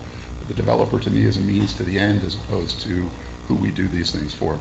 Now, you opined that the height variance should be granted here? I did. Missed that? And you believe this site can accommodate this substantial increase in height? Yes, except I wouldn't characterize it as an increase in height, but a reduction in the average grade. I mean, if I spun you from my client's interest, which is on the cul-de-sac where we can see the building, and I put you on Lamington Road, isn't this building going to be, what was the grade? You talked about the grade. It was the sea level was 188, and the top of the building is going to be 250? At the most, 240, at the most exposed corner, yes. Okay, so that's going to be 52 feet high from a perspective along. It would be 50 to 188 is interior, so the 190 is the average grade. So yes, it's a 50 foot tall. Still gonna be a- From the Leamington side, for about the first third of each building, moving from right to left, that much of the building would be exposed. But as a percentage, it's a pretty big percentage of 35 feet, right? What, home you're being comparing 35. 50 to 35 as a mathematical exercise? That I would agree with. Okay, thanks. No, it's something the board's got to take into consideration.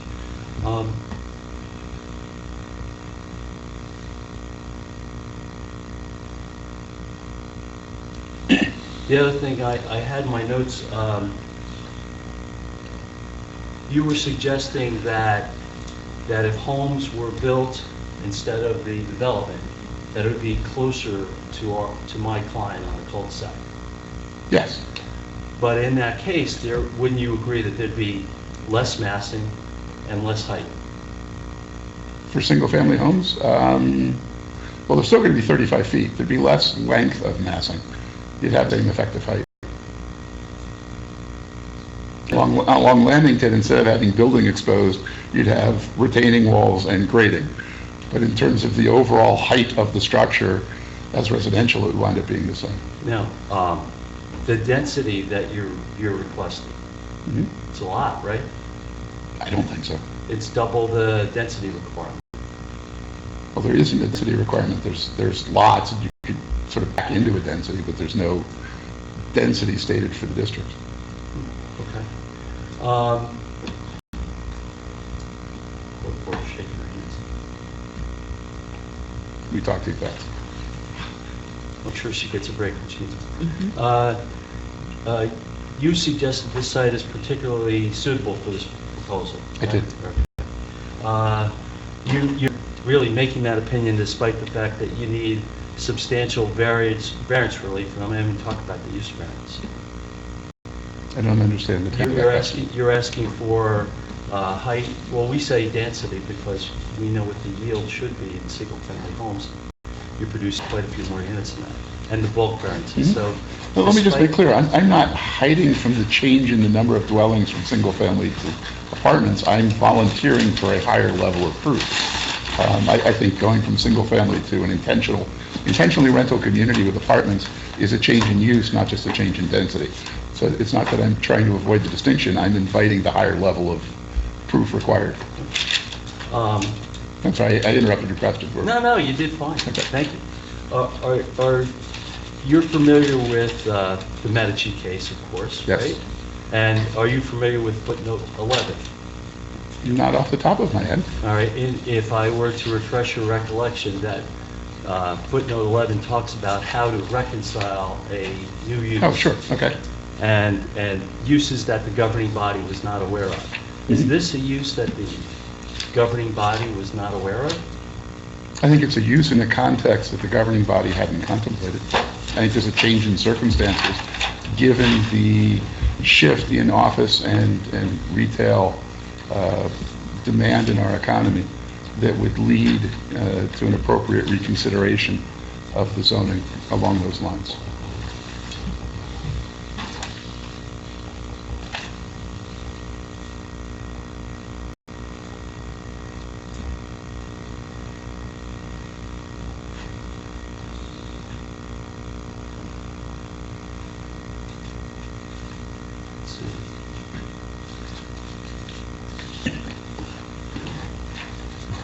Are you saying that would I be correct to say that you're finding difficult with the uses that are permitted in the zone? Can I say that again? Do you have a problem with the uses that are permitted in the zone? Let's say it differently. Could anybody, not this developer, could this site be used for the uses that are permitted in the zone? Sorry, If I understand the question, and I would answer that by saying I did not present hardship proofs to the board. I do not think that the zoning effectuates the taking of the tract, or that it has been zoned into inutility. So you're not suggesting that the underlying ordinance is void or ineffectual? No, that was not the nature of the testimony or the proofs that we presented. So we're presuming the zoning regulation is reasonable? You know, that's not an appropriate question. You asked him whether the zoning allows, and is the zoning that's there, did he analyze it based upon the zoning that's there? And he said he was aware of that. That's what his testimony was about, why he showed why a variance is required from that. So a reasonable question is not a plain question. It's a subjective question that you asked that I think has no bearing upon this case.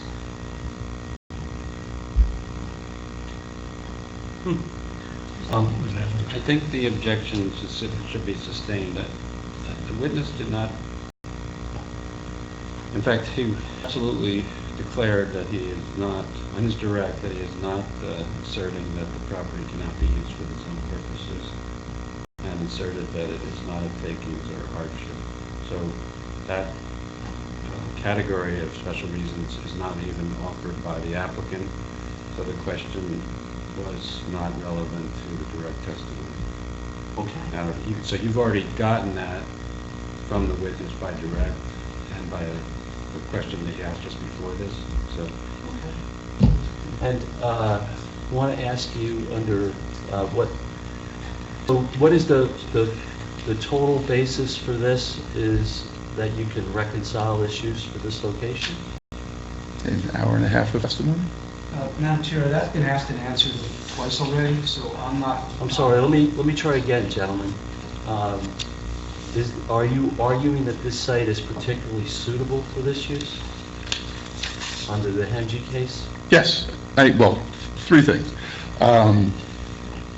Oddly, Price v. Himeji left out a whole classification of use variances, and that is the Burbridge v. Mine Hill, that tells us that any purpose in the MLUL is sufficient to carry a use variance. Somehow the Supreme Court forgot that in its trifecta in Price. I don't know why, but they left that one out. So I have articulated four separate purposes: variety and choice in housing, including affordable housing, the better zoning solution under Purpose I, and efficient use of land in a center under the state, county, and local planning objectives, as well as Purpose A. In triggering Purpose A, then I certainly get into the requirement to have particular suitability proven. And in that regard, I testified that I believe that, unlike most particular suitability cases where you've got a use coming into town trying to find the right parcel, the prototypical McDonald's case, this is a site that has been undeveloped for a long period of time, that has had multiple applications upon it, trying to find the right solution for the specific context. So the particular suitability is tied to this tract trying to find a use that works for the uses around the perimeter, is based on a use that's viable in the marketplace, and supports the community's objectives to have a viable and walkable village center. You can say that despite the fact that you're agreeing that the site can support the uses permitted in the zone. You're saying it's not a hardship. And yet, I heard it. It was on direct twice, yes. I think. So we don't need to go on with this. The use variances can be achieved through policy objectives, and that's how this has been presented. Okay. I disagree. Thank you. I think we should take 5 minutes. People are snug for a chance to rest a minute. Okay, 5 minutes. Come back. Okay, we'll open it up to the public for any questions.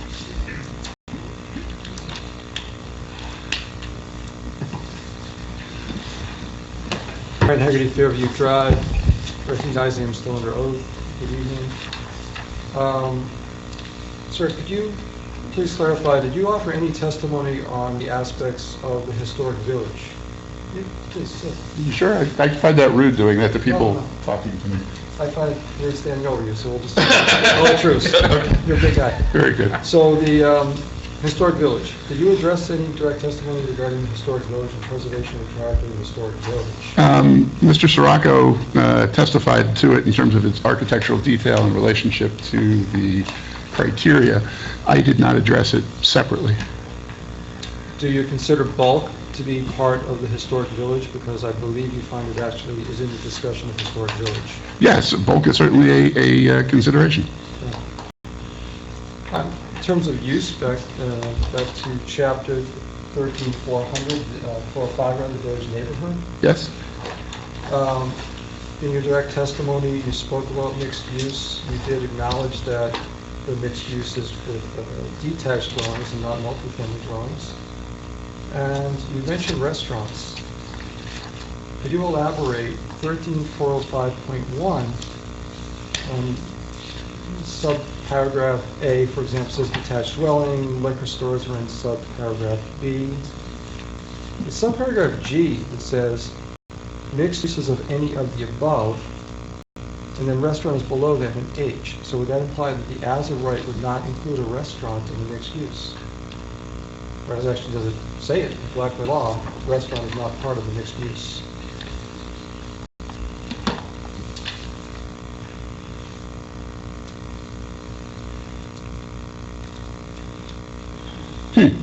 A quirk of the construction, because it's below that line and it says any of the above can be in a mixed-use building.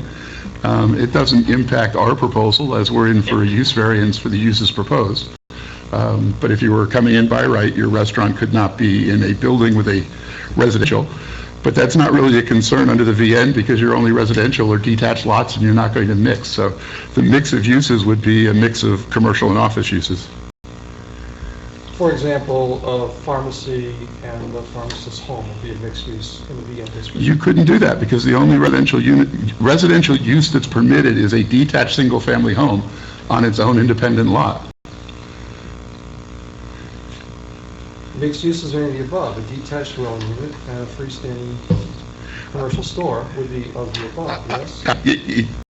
It makes sense to me, and I'm not going to try and say that it does, because when you get to the bulk standards, the only thing that you can do with a residential use is put it on a lot. So perhaps you could interpret this as saying that you could have a pharmacy below and a home above, but I'm not sure that's true. I didn't say below. What about a pharmacy in front and a home behind? It may be that this town interprets this ordinance that way. I didn't, and it doesn't really matter to our use variance.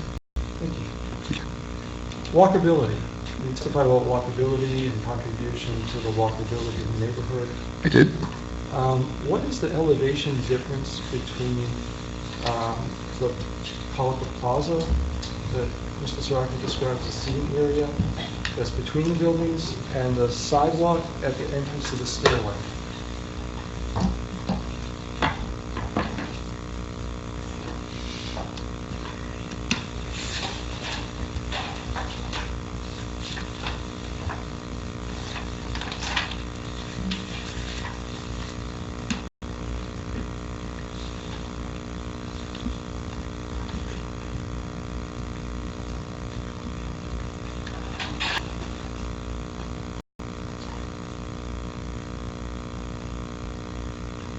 So it looks like, and I'm using Exhibit A8 to approximate this. This is probably better asked of the engineer, but I will approximate it.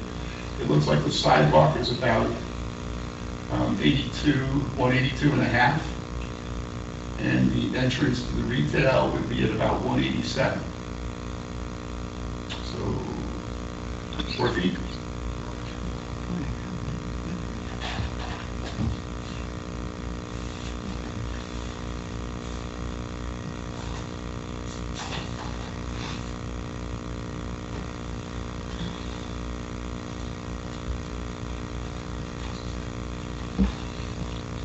And I didn't ask the civil engineer because he didn't testify to walkability.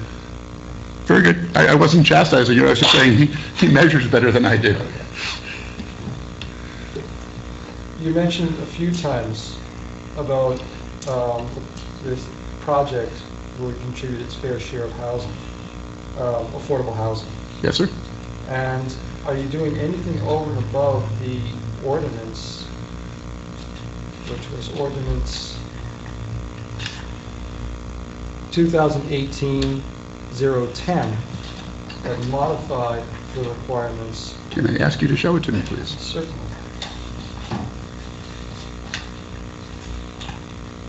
It modified zoning on the basis of the settlement that also resulted in the third-round housing element, which you also mentioned in your testimony. Yes, sir. And under Bedminster zoning, what is the minimum requirement for fair share units in a multifamily apartment building or townhouse development that is a rental?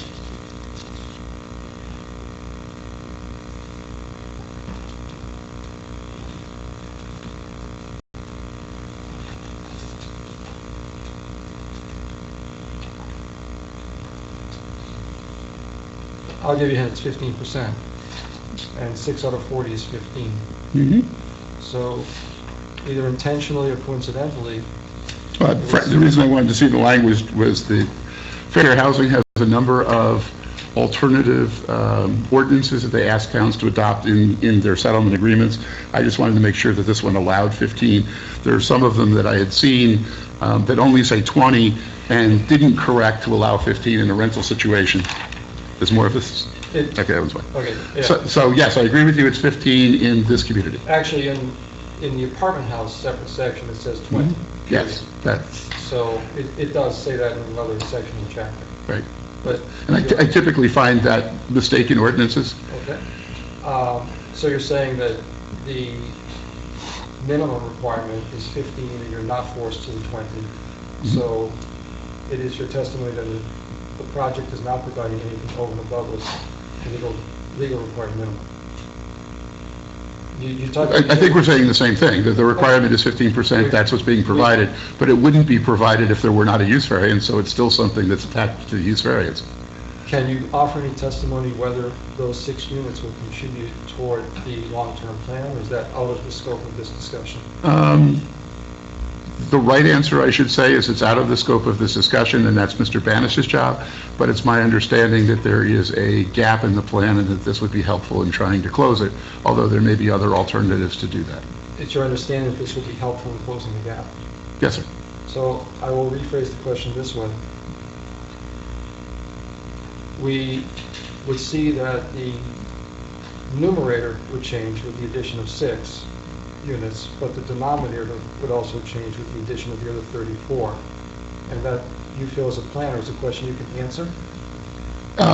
Gross share was overturned by the Supreme Court, and we're back to an allocation model, so the amount of market rate housing has nothing to do with the amount of affordable housing that's required in a community. Thank you. You're welcome, sir. Is there anyone else?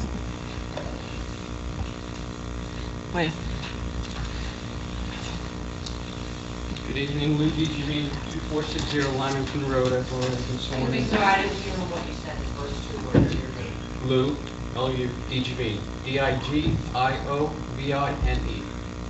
2460 Lamington Road. Good evening. Good evening, sir. I'm going to try and ask a few questions. Mr. Collins might have to help me out a little bit in how to phrase these questions, because I want to ask them as questions so that you can answer them. Sure. In your capacity as a planner, does the fitting in of a historic district in a community as it relates to the community around and within the area fall under your purview of expertise? It can.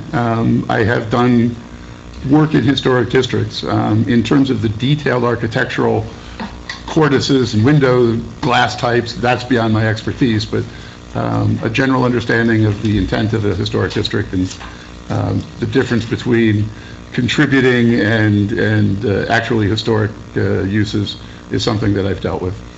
So then, if that is something you've dealt with and it's within your purview of your expertise, can I ask you why you didn't mention it at all in your presentation? It's in consideration that this is completely inside of a historic district. Project. Yes. I'll start if you're going to stop there. Okay. The Historic District issues were very important in determining whether or not the existing structures on the site could be removed. And that has been done and is no longer part of this process.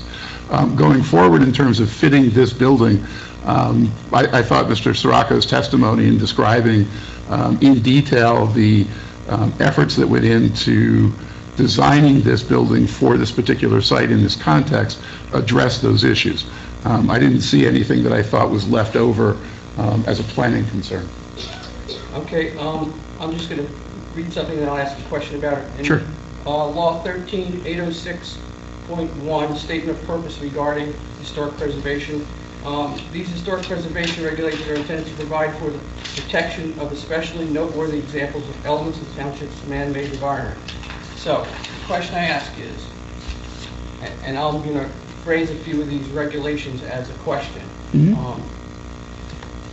Does this project safeguard the heritage of the township by preserving resources which reflect elements of its cultural, social, economic, and architectural history? The word preserving there is the clue on that one, and that relates to the things on the landscape we're meant to keep.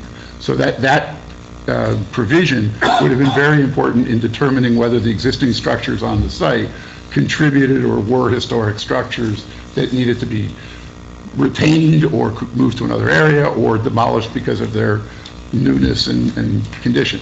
So that doesn't have anything to do with going forward. That was the resources that we want to protect and keep. Okay. Does this project encourage any proposed alterations or new construction to be in keeping with any historic site or district within the community? It does, and I think it does. Okay. And does this project enhance the visual and aesthetic character, diversity, and continuity of the historic resources in the township? I believe it does, yes. Can you give me an example of why you believe it does? Not being the architect, again, I don't want to re-summarize Mr. Sirocco's testimony, but it was the porches, the series of vertical elements, setbacks to create separations between elements of the building, and then he spoke in much more greater detail about window shape and various other detailed architectural features that are a part of this building that aren't part of the standard, I don't want to say suburban, standard transit-oriented development elements that we see in this area. Okay, so probably the last question, or maybe one follow-up question. Does this project use the period and vernacular architecture in the designated historic districts as a theme for future development in the area? That is a difficult question, and the reason it is because you don't want to create a Disneyland. You don't want your new developments to try and pretend that they actually are the historic element. So I think it's done, it does not look like a suburban building. Additional efforts have been made to make it contextual to this area within the historic district, but it is not trying to mimic a colonial building. I think that would be inappropriate, and the various regulatory agencies prevent you from trying to Disneyland it. You don't want to make it a phony historic building. And this is maybe out of context here, but if I remember from looking at the pictures of the project, they have balconies, is that correct? Not individual unit balconies, there are porches. If we could see, see that?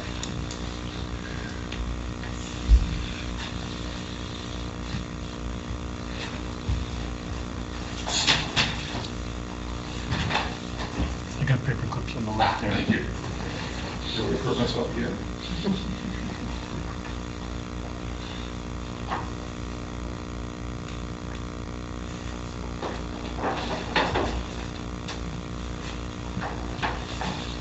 It can be seen on Exhibit A3, 4, and 5. I have Exhibit A4 on the easel. And rather than having individual separate balconies at each of the windows and having them then occur at the upper level, you've got longer common porches that connect between units that are separated by the vertical elements. Are any second floor porches? I'm hard to... I don't believe so. If there are, Mr. Sirocco will correct me, but I don't believe there are. On the backside. Oh, in the back. Thank you. All right, well, I think that answers my question, I appreciate it. Thank you, sir. Is there anyone else? Yes, please. Do you have a final determination from the Historic Commission? I can answer that. Yes, please. The Historic Commission had actually, and I'm not going to speak the words that they spoke, they liked the design, but they wanted to retain control. They did give authority to move forward to the board, but they wanted to retain control over colors and materials. So we have to go back to them if this application were approved. With the understanding that the only thing that they'd be fussing with would be colors, materials, texture. Correct. Stuff like that. That's correct. Okay. I think the other relevant question in that regard is whether or not they approved a certificate of appropriateness for the removal of the existing building. They did, yes. Thank you. Go ahead. Yes, Andrew Isaacs, 15 Stephen Chase Court.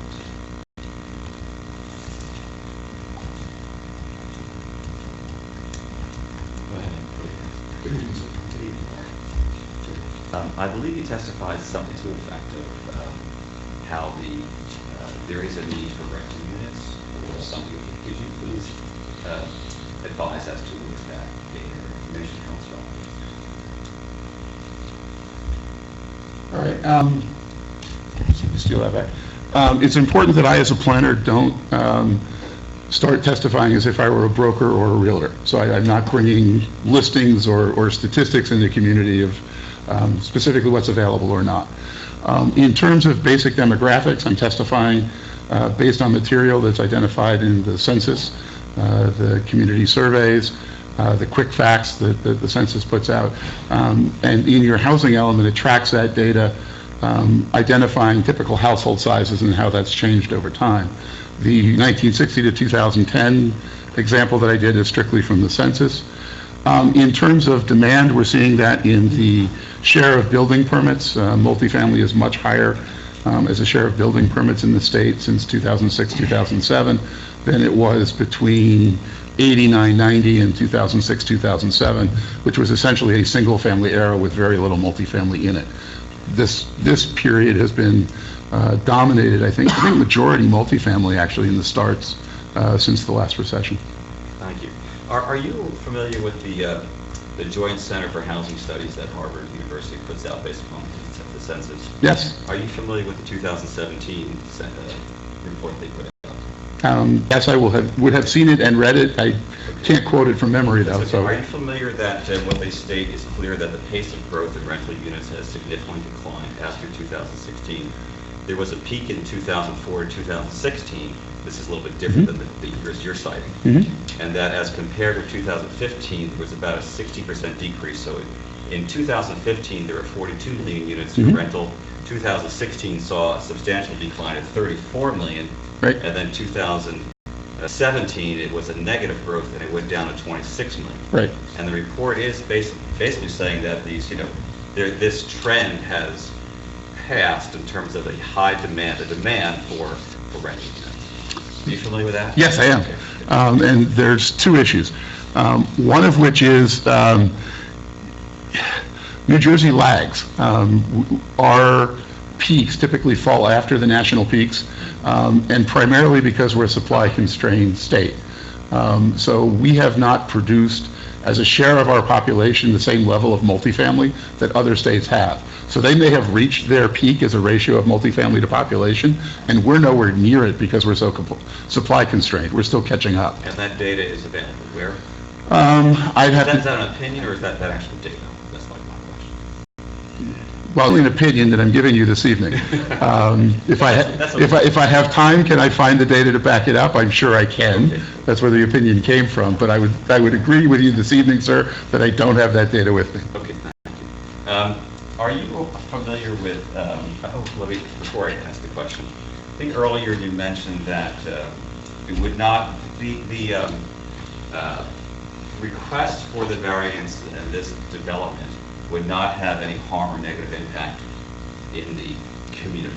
Did I get that right, or did I miss it? Substantial detriment is the key word. Any kind of development will have some impact, but not a substantial detriment. Okay. And that substantial detriment would be defined as what? Comparing the development that's proposed in terms of the use variance, that what we're showing on the plans, to what the governing body has through its zoning ordinance established as a level of development that occur on the site. So you're comparing apples to apples, not development to vacant. And did you do an analysis, a comparison as to what, I think this was a question from the board, and I apologize for repeating that, as this proposed development versus maintaining within the current zoning use? Yes, that was a substantial part of my testimony, was comparing the two plans to one another, where the uses would occur on site, the size of the parking area that would be required, a number of uses. I apologize, not for this, but in terms of this compared to what would be within the current zoning. Right, what would be within the current zoning was a little bit more than 36,000 square feet, divided in 8 not to exceed 5,000 square foot buildings. And I described that what would be a reasonable site plan would have 4 or so of them along the front, a large parking area in the middle, and then 3 or 4 of them along the rear, 35 feet from the property line. Okay. Are you familiar with the, there's a study by the Georgia State University, Georgia Institute of Technology, where they did an analysis of the effect of proximity to commercial uses on residential property? I'm not familiar with that study. Okay. I want a copy. Okay. Would it surprise you to know that they looked at 2 theses, right? One was a hypothesis, I should say. I'll be happy to give you this. Thank you. One was that the proximity of commercial development has no effect on prices of proximate residential properties. The other hypothesis was that the proximity of commercial development has no effect on prices of proximate residential properties, regardless of the layout of the neighborhood. And they rejected both hypotheses. And they said that the study on the whole, the positive effect outweighs the negative effect. However, but up to 250 feet, the negative effect of disseminates results in a net loss to those within that 200 feet. From commercial development? Yes. From commercial development. Yeah. So let me say, sure. I generally agree with that proposition. It tends not to be true in New Jersey on the price level because we're such a tight market that it doesn't have an impact on value. There have been studies, for example, does affordable housing have an impact? And it does in other states, but it doesn't here. So I'm not sure I buy Georgia on real estate values, but on the impact that 250 feet from commercial has an impact, I would agree. Are you also, there's another one, are you familiar with the University of Houston published something about commercial development spillover effects upon residential values? That one I actually am aware of. Okay, and so maybe it won't surprise you to know that they found that Caldwell, I think it's Jural, G-U-J-R-A-L, and Coley, C-O-L-E-Y, find that within 1,500 feet, property values decline within proximity to new construction. And that also Patterson and Boyle examined the impact of home prices of direct visibility of such land uses. In their studies, these researchers concluded that the visibility of development significantly detracts property values. And then finally, You're saying commercial development? Yeah. Yes, I agree. The negative externalities are typically the next door phenomena, where now next door has specific meaning. The non-conforming land use must be seen from the residential property in question. I agree. That's why this is better. Well, okay. Thank you. It was a pleasure. Yes, sir. Sir, if you would please send me that Georgia one? That one I don't have. Okay. You found a new one.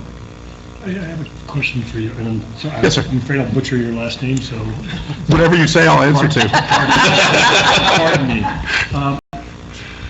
In part of your testimony earlier, you referred to perhaps a study or some demography that Jim Hughes down at Rutgers had recently conducted about trends in development here in New Jersey. Is there something there?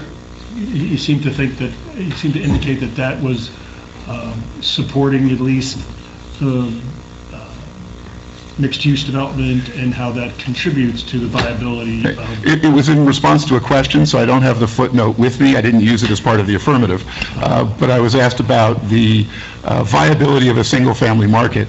And Jim has been given half a dozen speeches a year on, we don't need any more stinking single-family. Based on any particular research or data? Oh, yeah. Dean Hughes does research. That's exactly what he does. Exactly. And there are several monographs, but I didn't cite them in the affirmative, so I didn't bring the footnote to tell you the titles and dates, but I can certainly provide that to you. Anyone else from the public? Seeing no one, we'll close this portion. Thank you. Okay. Mr. Gavin, you have a witness?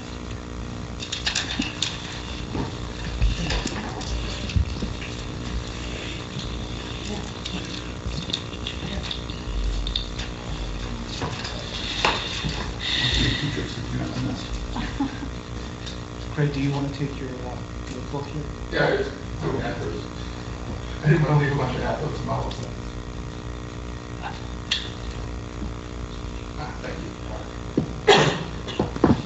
You got to be sworn in first. Please raise your right hand. Do you swear affirm to tell the truth, the whole truth, and nothing but the truth, so help you God? I do. And please state your name and address and spell your last name. Christine Thomas, 19 Steeplechase Court. My last name is Thomas. Thomas.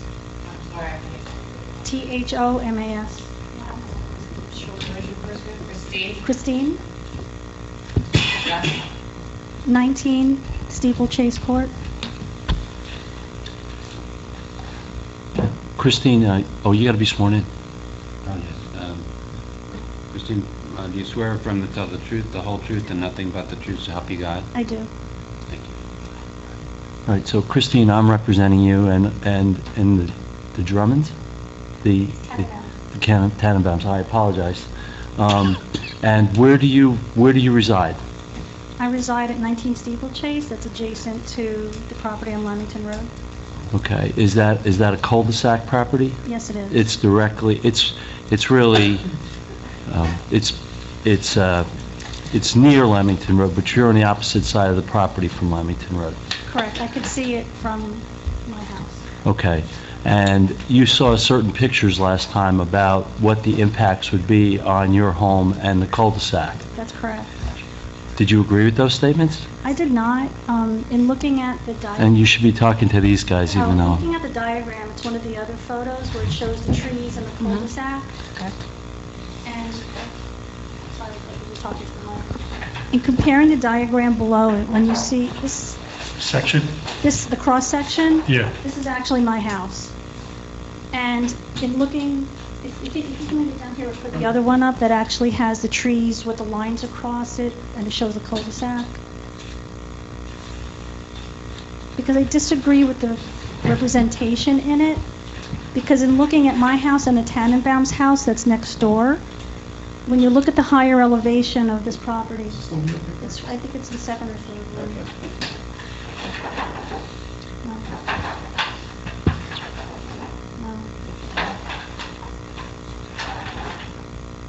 It had all trees. It shows the view from the cul-de-sac. That one.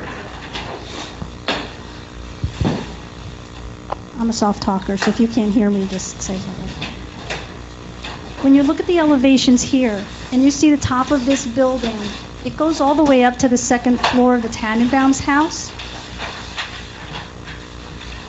which is on this side here. And this does not look like it's approaching the second floor of their house. And this is actually the Elliott's. The Tannenbaum's house is next door here. You can't see it in the woods. Their roof peak is up here. So I don't believe that this is an accurate representation of how it would impact our view and the view from the cul-de-sac.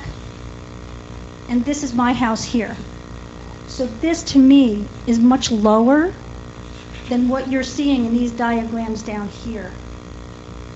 So I just wanted to point that out because the architect is saying that they did this very carefully, but in even just eyeballing it and looking at the diagrams and the levels here, they don't look accurate. And in particular, these trees have, my property line actually extends all the way to here. Some of these trees here are actually on my property, so at least they can be preserved. But then what's behind it is not, and that's what's on the developer's property. So one thing is, I wanted to point that out because these do not look accurate in my opinion. So and they have the lines drawn out, and you could see, look at where the roof line lands, and look at where my first floor is, the second floor, plus the Tannenbaum's house. And in looking at it, this building dwarfs the building that's across the street. And in keeping the context and the scale, this does not look like it conforms with what's in the plan at all.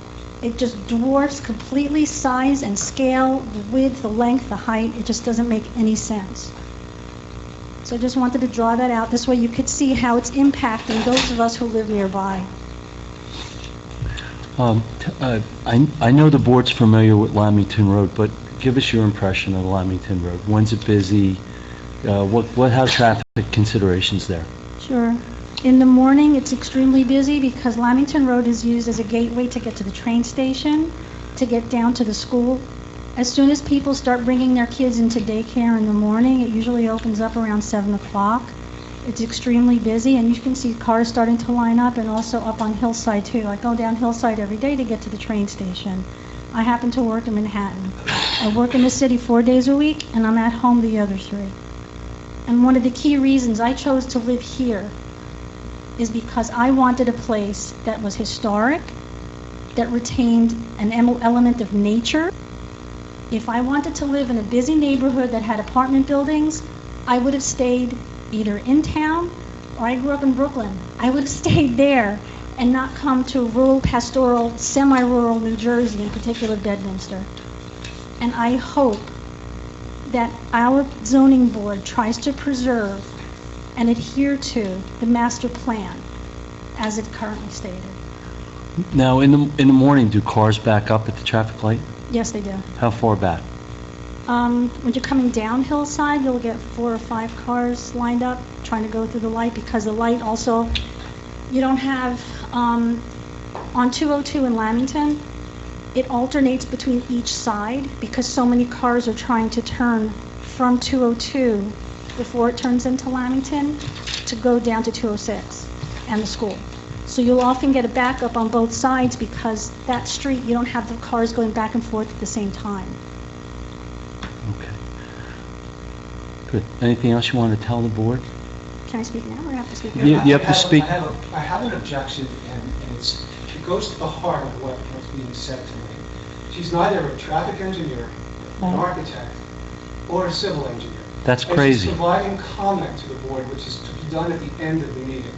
I'm having some trouble with this testimony because although he represents her, she's not an expert in any of those areas. Well, that's fine, we'll wait.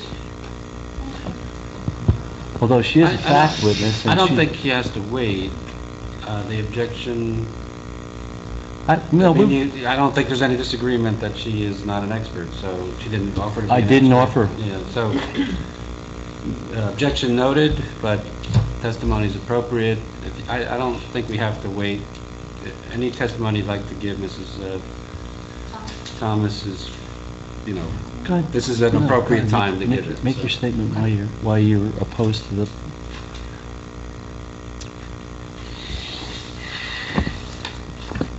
As I was saying, I do hope, I respectfully request that the board, or the zoning board, right, actually adheres to what's currently in the master plan. They have their zoning board hat on. Okay. And kind of respect one of the key reasons why we chose to live in this town. Rich and I'm an original owner when the street was built. We built our houses, and one of the key reasons why I did move here and what I would like to see as development, I moved to where I did because I want to be able to walk to Main Street. We were happy when the pizza place came, but when it was originally Bill Ray's, vegetable stand, and now we have a pizza place. That's great. There's restaurants we can go to, we can go walk around. I would love to see some development that's appropriate for the use. So you're not opposed to anything being developed here? No, I would love to. There's an abandoned house that I could see from my side door. It's been there for 25 years. It's been vacant for 25 years. The old stone house, when the old elderly lady lived there. It's a beautiful house. There were other people living in the third house that's there. That must have been a rental. People would come and go. It's great. They didn't take the best care of their property. It never bothered me. I didn't bother them. They didn't bother me. But I would like to see something appropriate built that does adhere to the character of our town and our neighborhood. And I don't believe that two huge 40-unit buildings, practically 20 each, complies with the zoning as it currently stands. Good. I have no arguments. It looks beautiful. Aesthetically, it might be pleasing, but you're also looking at clear cutting. 1/3 of that property is designated as forest on the master plan. And you're getting rid of hundreds of trees, and they're not replanting the same amount of trees. And that's another issue that I have, is that you're getting rid of those. If you're adding 40 units, you're going to have so many more air conditioners there that will increase the noise level. You're going to have a parking lot with lights that will be on 24 hours a day. If they were single-family homes, you wouldn't necessarily have that level of lighting, that level of noise. The reflection off of the roofs, there's going to be additional heat. Those are just some of the concerns that I have living next door. And also, with the open areas out back, if you're going to have that many units, one of the other concern I have is you're starting small. The developer can't even commit to what type of retail he has, maybe understandably, because they don't know what type of tenants they can attract. But right now, I've heard several times them mentioning restaurants. If they do put a restaurant there, they don't have sufficient parking. Once they do this and they have it built, are they going to come back and ask for further variances to then cut down more trees to accommodate having restaurants there? Is that then going to be allowable? These are some of the concerns that I question now as you're voting on this proposal. Because they're coming in, they're asking for a big change, but yet I'm afraid they're going to come in and ask for more later on. And right now, that parking is insufficient the way I see it as well. It doesn't account for any overflow. It barely has enough parking for the existing units. Yes, it adheres to the plan, but in my opinion, it may be not the right place for this, but I think the parking ordinance, if that's the ordinance is the right thing to say, those statutes that designate the code for the parking is probably back from the 50s as opposed to the number of vehicles that people actually use now. So any overflow parking, there is no place on Lamington Road to park. So where will they go? They're either going to go to the neighboring businesses overnight if people have guests, because people in apartments, you're going to have 40 units there. Are they going to get visitors?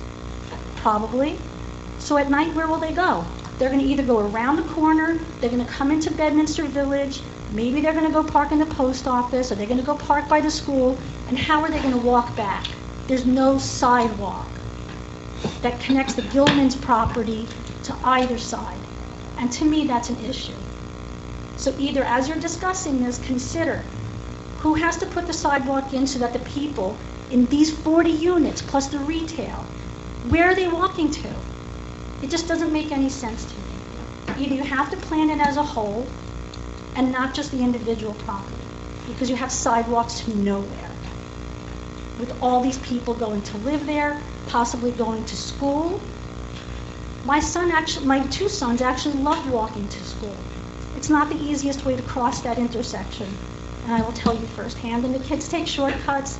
They actually cross by the post office instead of waiting at the traffic light, and unless you go with them when they're teenagers, they will do what they want.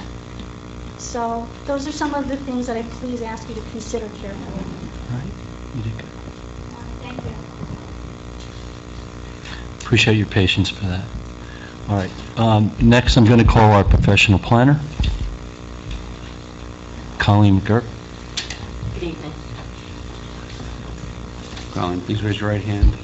Do you swear or affirm to tell the truth, the whole truth, and nothing but the truth to help you God? I do. And please state your name and spell your last name and give us your address. Colleen McGurk, M-C-G-U-R-K, 28 Westwood Drive, Fayetteville, New Jersey. You want to provide us with your credentials? Yes, I attended Boston University and graduated in 1996 with a master's in urban planning. I then received my planning license. I did wait a bit. In 2013, I began my planning career in New Jersey in 1999 as a planner for Oak Ridge Township. I then moved on to Toms River Township and also East Brunswick Township as a planner. I've also worked at FEMA as a community planner in 2013 after Hurricane Sandy.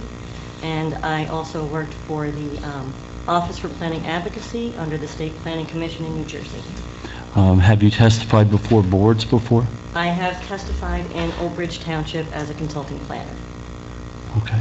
The board, oh, go ahead. Can I ask a couple of questions? Sure. Go right ahead. I see that your work experience has been in the public sector. Would that be an accurate statement? Correct. Tell us about your private experience representing private clients. This would be my second client. Second client in Correct. how many years?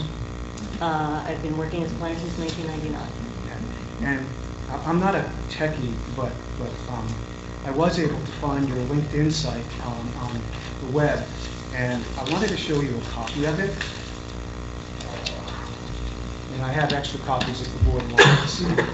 But it appears from, is that an accurate representation of your LinkedIn site? I have not updated it because LinkedIn really isn't relevant anymore. Okay, but I know that you are now the East Brunswick planner, director of planning. Correct. And when did you receive that position? Last October. October, okay. Before that, you were a zoning officer in Eatontown, correct? That was quite a number of years ago, yes. And you were a zoning officer in Toms River. I was also the planner for the zoning board. Okay. You were the zoning officer for 1 month in Toms River, is that accurate? No, 3 years, 3.5 years. Okay, it says January 2017 through January 2017. Yeah, as I I didn't said... put this on LinkedIn, you did. Right, as I said, LinkedIn is not a top priority. Okay. So,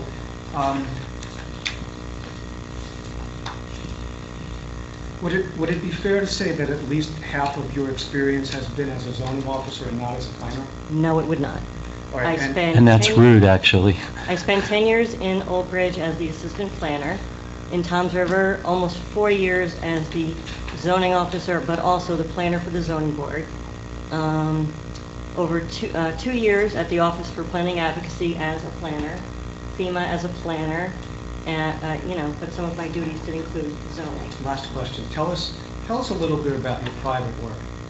Like I said, I've only done very little. We just opened up our firm this year. This would be my first client under that firm, but I also worked as a consultant for Heilbronn and Pape in Millstone, and did some planning work for them in Old Bridge, but very little. Tell us the nature of that work with Heilbronn. I represented one case where I was there for a use variance. That's all I have. Do you accept her credentials? Yes, the board will recognize and accept her qualifications as a professional planner. She's very well known in Central Jersey and has a great reputation, so. Thank you. Well, that's your opinion, and again, you don't have the right to make that opinion. The board has the right Yes, to I do. weigh the credibility of it. And they've already accepted her credentials. Thank you. All right, so you've taken a look at Bedminster's master plan Yes, I have. and the re-examination reports. Yes, I've read the 2018 master plan and the reports. Okay, and you've thoroughly reviewed the applicant's submission in this case, correct? Yes, I have. Okay, and just to follow up, in your capacity as a planner for Old Bridge, East Brunswick, Toms River, you were responsible for opining on use variance cases, correct? Yes, for Old Bridge, I handled every application that came before the Planning and Zoning Board for 10 years. Okay, so you're fully familiar with the Medici standard and the HEMJ standard as to use variances? Yes. Okay, and did you form an opinion? Yes, I did. Yeah, please. Okay. I do agree with Mr. Ryan Camp that D5 density variance is not required, but instead a D1 variance. I do also think that a D4 floor area ratio variance is required, and we all acknowledge that a D6 height variance is required. The most serious D variance is the D1, which requires that the applicant must provide the positive and negative criteria, and that the positive must outweigh the negative. There are 3 special reasons that the applicant can utilize to justify the granting of the D1 variance. Mr. Reinekamp has explained the majority of that In reviewing the variance request, the Board of Adjustment must carefully guard against usurping. Excuse me one moment, please. Could you please slow down? Oh, sorry. Explain the majority of that. All the special reasons have been provided by the applicant's planner, but in reviewing variance requests, the Board of Adjustment must carefully guard against usurping the legislative power reserved to the governing body and not rezone by variance. It is my professional opinion that requesting 3 significant special reasons is not complying with the intent of the master plan and zone scheme. The master plan was completed in 2018, and the municipality elected to maintain its zoning and specifically spoke about maintaining its rural nature and preserving its historic character. It is my belief that this development will undermine the character of the existing neighborhood and overall development goals of the municipality. For the D4 variance, the applicant must show that the problems associated with the increased floor area ratio can be accommodated on the lot, and for the D6 variance, with a non-permitted use, the applicant must show the public benefit to the general welfare and that the site is particularly suited to location and height of the variance. It is my professional opinion that the refusal of this application would not impose on the applicant an undue hardship, as the applicant has several viable options that are permitted in the zone, including developing single-family dwellings. Maximizing the density of the site and profitability of the site are not undue hardships. It is my professional opinion that the applicant is not encouraging municipal action to guide the appropriate use or development of lands in the state in a manner which will promote the public health, safety, morals, and general welfare. The applicant is not proposing a presumed benefit, as only 15% of the units will set aside for affordable housing, which is the minimum required. The applicant is not preserving the existing character of the neighborhood, nor is it aligning with the community's value of preserving historic districts. In addition, the subject site is located in a state-approved center, although it will expire in June of 2020, which required thorough vetting of the community's zoning to ensure that it aligned with state policies and the intent of the center designation. Therefore, all existing permitted uses promote state policies and already advance the general welfare, and the applicant is not encouraging the municipality to take action to guide appropriate use of the land. Multifamily buildings are not in character with the existing neighborhood or the vision of the zone district and rural character that the township would like to be preserved as envisioned in the 2018 master plan. The buildings are proposed to be approximately 6 times the length of a typical dwelling and at least double the depth. The width, height, floor area ratio of the building are most problematic because the building will appear to be significantly larger than surrounding dwellings and buildings. The grade at the beginning of the property to the east, I believe, is at 168.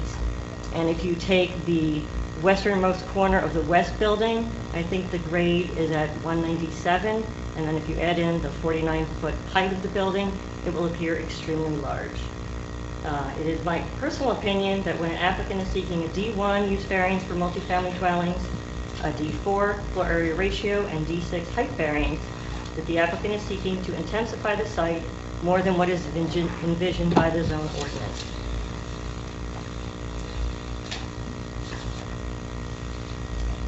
It is my professional opinion that the site is not particularly suitable for the proposed use in context of the positive criteria.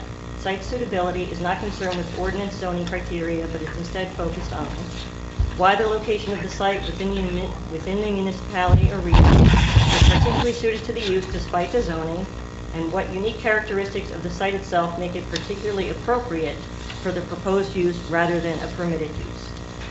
The proposed multifamily dwelling units are approximately 0.9 miles from the nearest bus stop, and it is anticipated that a majority of the tenants will not utilize mass transit due to the distance required to walk to the transit stop.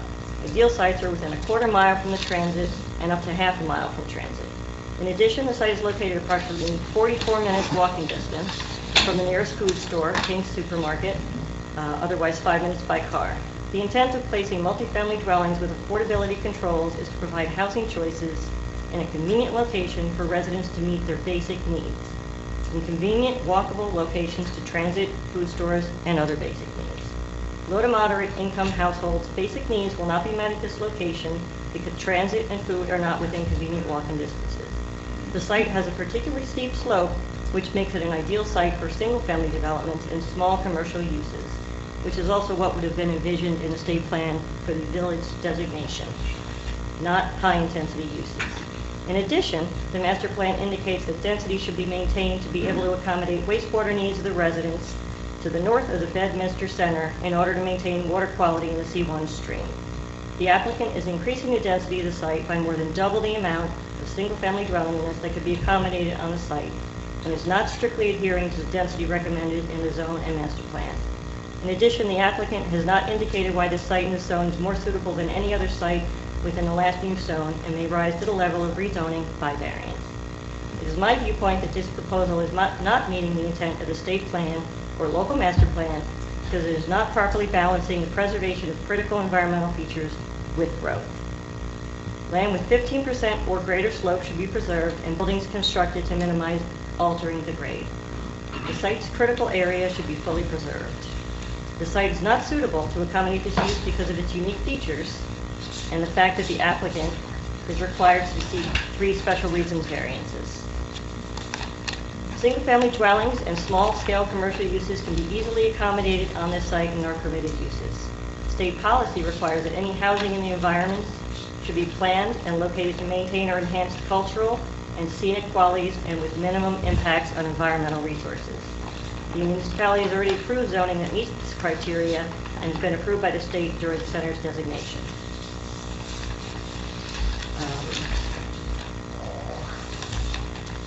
It's already been stated, but the proposed use is not promoting a desirable visual environment.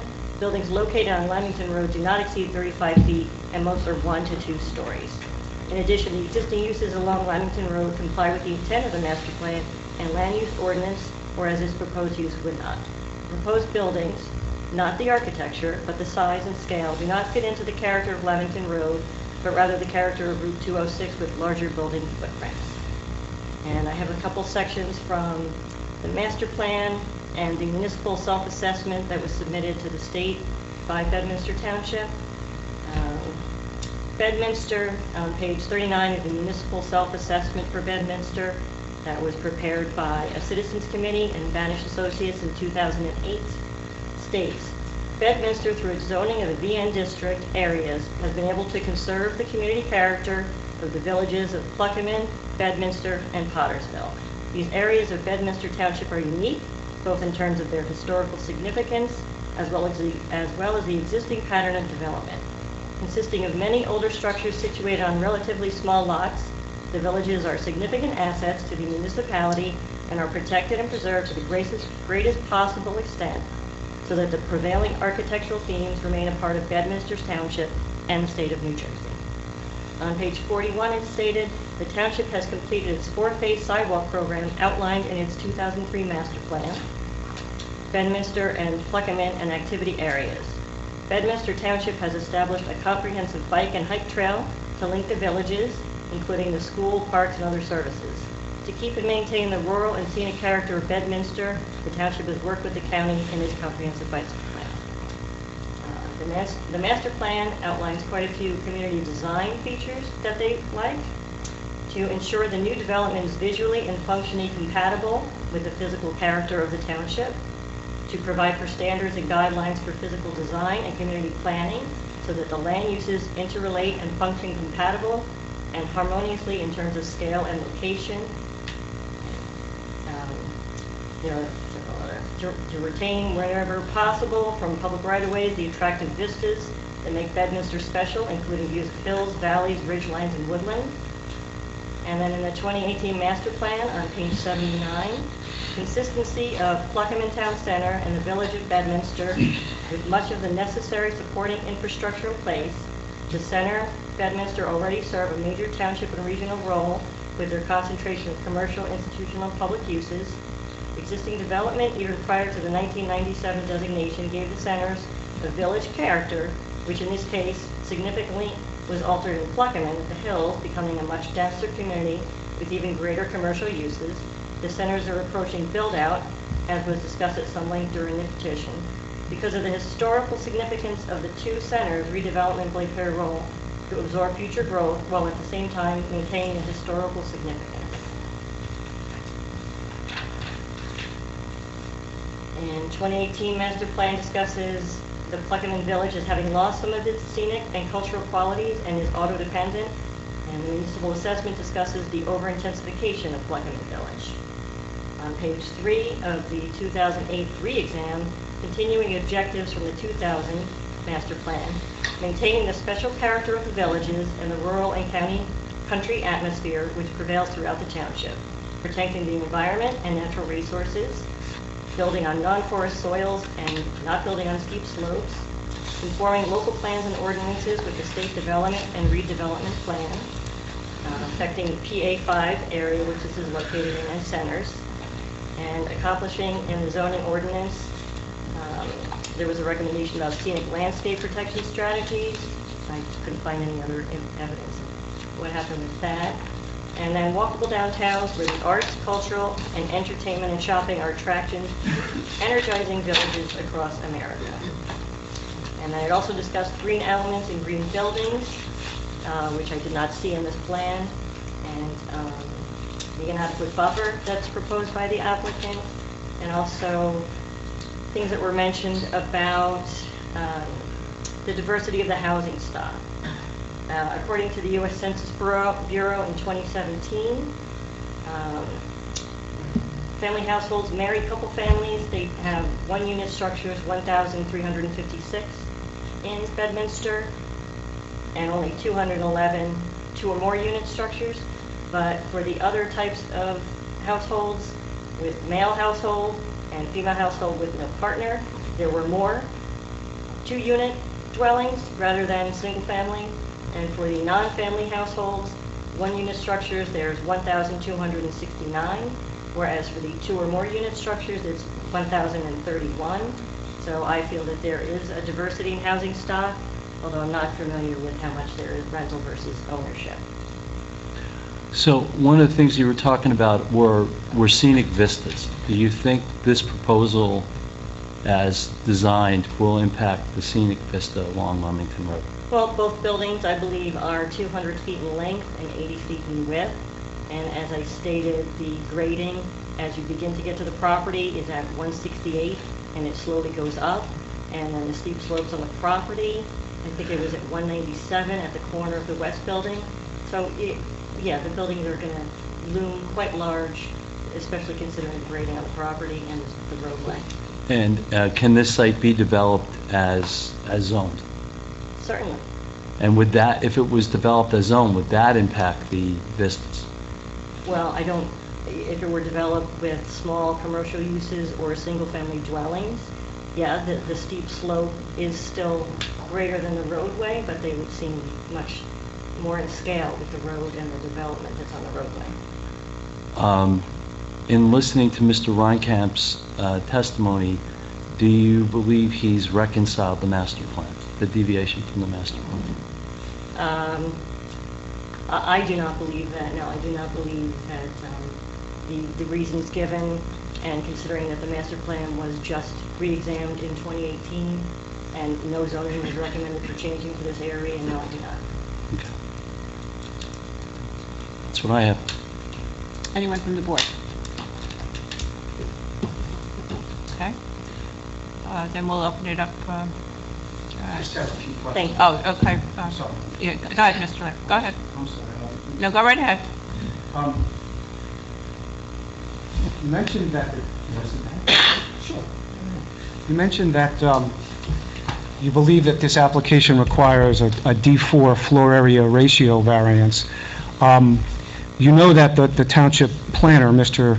Banish, did not identify a D4 variance in any of his review letters. Yes, I do. And why do you know that there is also a commercial, while there's a commercial floor area ratio requirement in this zone, there is not one for a residential component. That's correct. But you still believe that there's a D4 variance required? I believe that the ordinance is a little bit silent on it, so I would leave it up to the board to make that determination. But even if technically it is not a D4 variance, it certainly exceeds the intent of the ordinance, which is 0.17, and this total development is 0.27. Well, either it is or it is not a floor area ratio variance. Do you know if there is a D4 variance? Mr. Banish hasn't called for it, nor has Mr. Rayenkamp identified one. So you're just saying that you think one exists, but you're not sure. Don't answer it. She's already answered the question. All right. Let me ask you another question. You said that the applicant has not satisfied the undue hardship requirement. Were you listening to Mr. Rayenkamp's testimony? Yes. Did you hear him use the word undue hardship at any time? No, he did not. I was stating the 3 reasons that can be utilized. All right, but he did not use the words undue hardship. No, he did not. Okay. You quoted from a number of documents. Did you read any of the transcripts from any of the hearings? Yes, I did. There's been 3 of them. You read all of them? I did read the transcripts. I cannot say that I remember everything that was in the transcripts. And, okay, so you heard the testimony of the... I prepared for this meeting over a month ago. All right.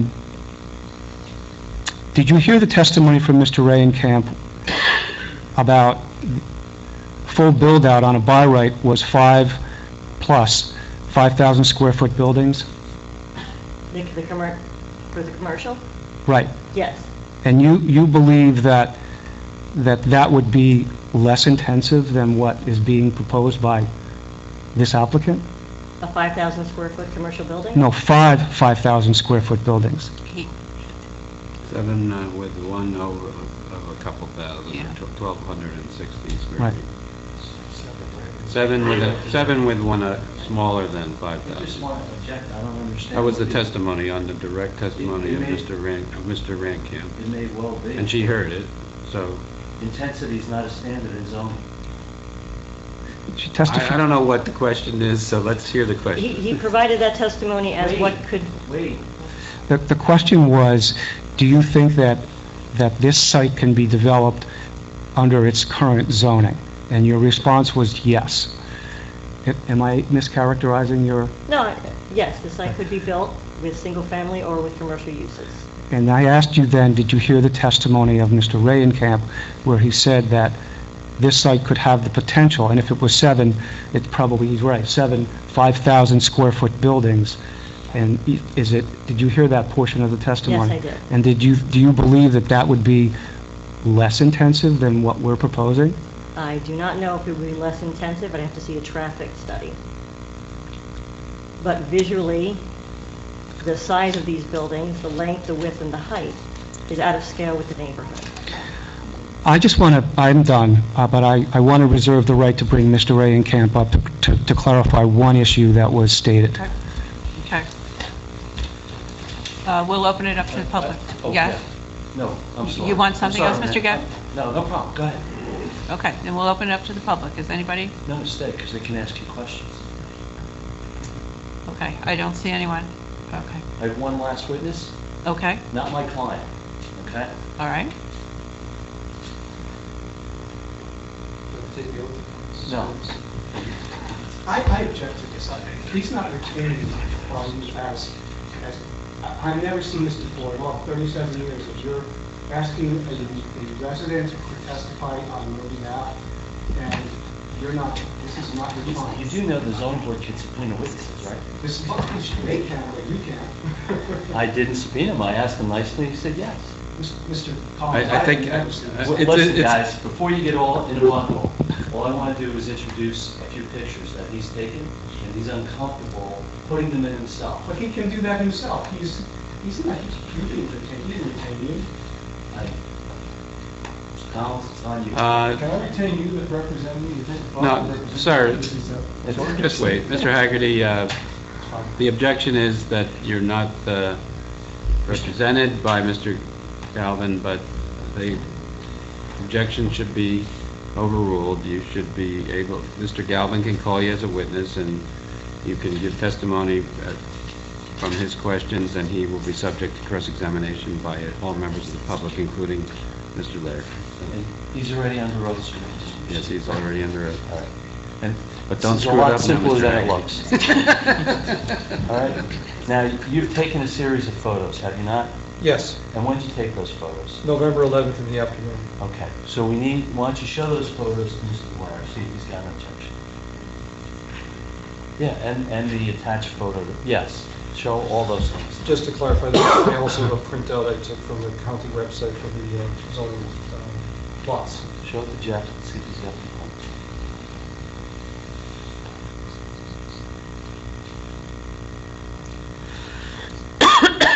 And one.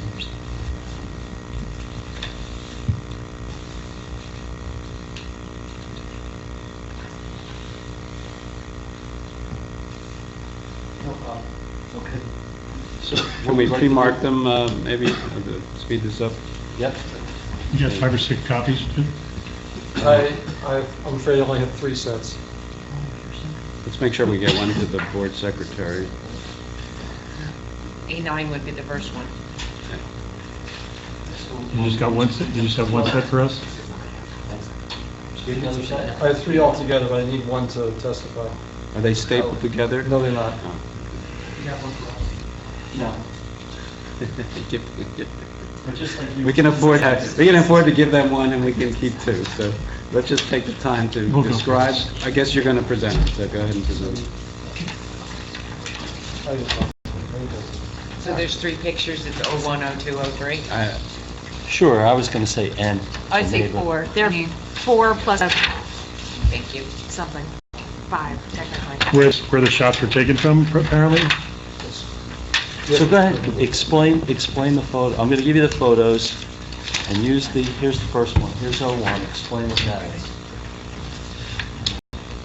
Not necessarily.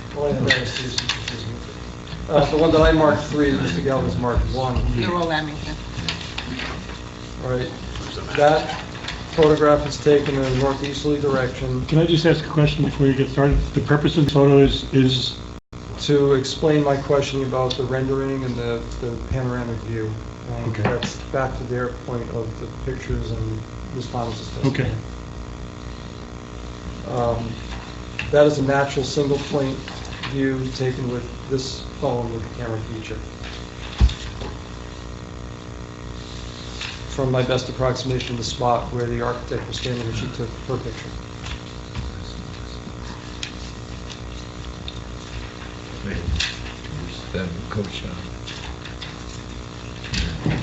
And the picture marked 2, which is also my photo 2, was looking across the street in the same location at a different angle, basically northwards.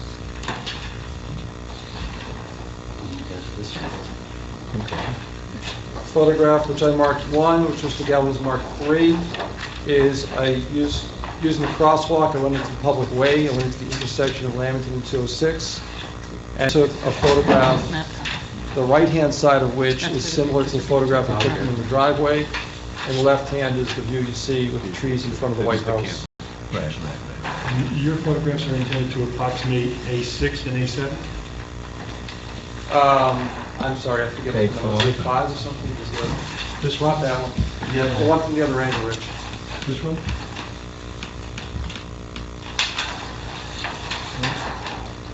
A5. Yeah, that one.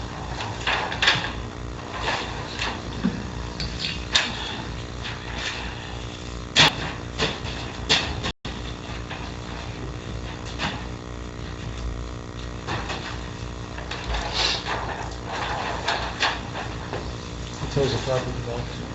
It's yeah. Well, sure. Oh, so this. We're almost there. We can, Okay. yes. It's all in shadow here. So, this photo was a picture of this notepad sitting on the ground in the approximate spot from which the pictures were taken. I triangulated using the sign of the body shop, the manhole cover, and the textured sidewalk. I marked the map from the county website with the location. See, PDF markup. Oh, wait a minute. This is the wrong copy. I gave somebody else a copy that has the markups in it. Okay, in any case, those are the 2 spots the photographs are taken from. This The, here, right? issue here being that when I saw that rendering last month in response to your request, I couldn't figure out where it really looks like that. And I took the pictures and realized that you have to take the pictures at different angles for it to look like that. And that's why I asked the question earlier to the architect of what processes were used specifically to create the image. All I have. That was the point, just to introduce, I was helping to introduce the pictures, that's all. I'm sorry. I read it. Sorry. Can we make a copy of those for the board secretary? And determine which one is. Well, you can have this here. They're marked up. I got them, I just handed it. Okay. Well, we have a copy up here. We have them Dennis. here. Okay, and you marked which exhibit? Yeah, Mr. Galvin marked them, pre-marked them as 01, 02, 03, and 04.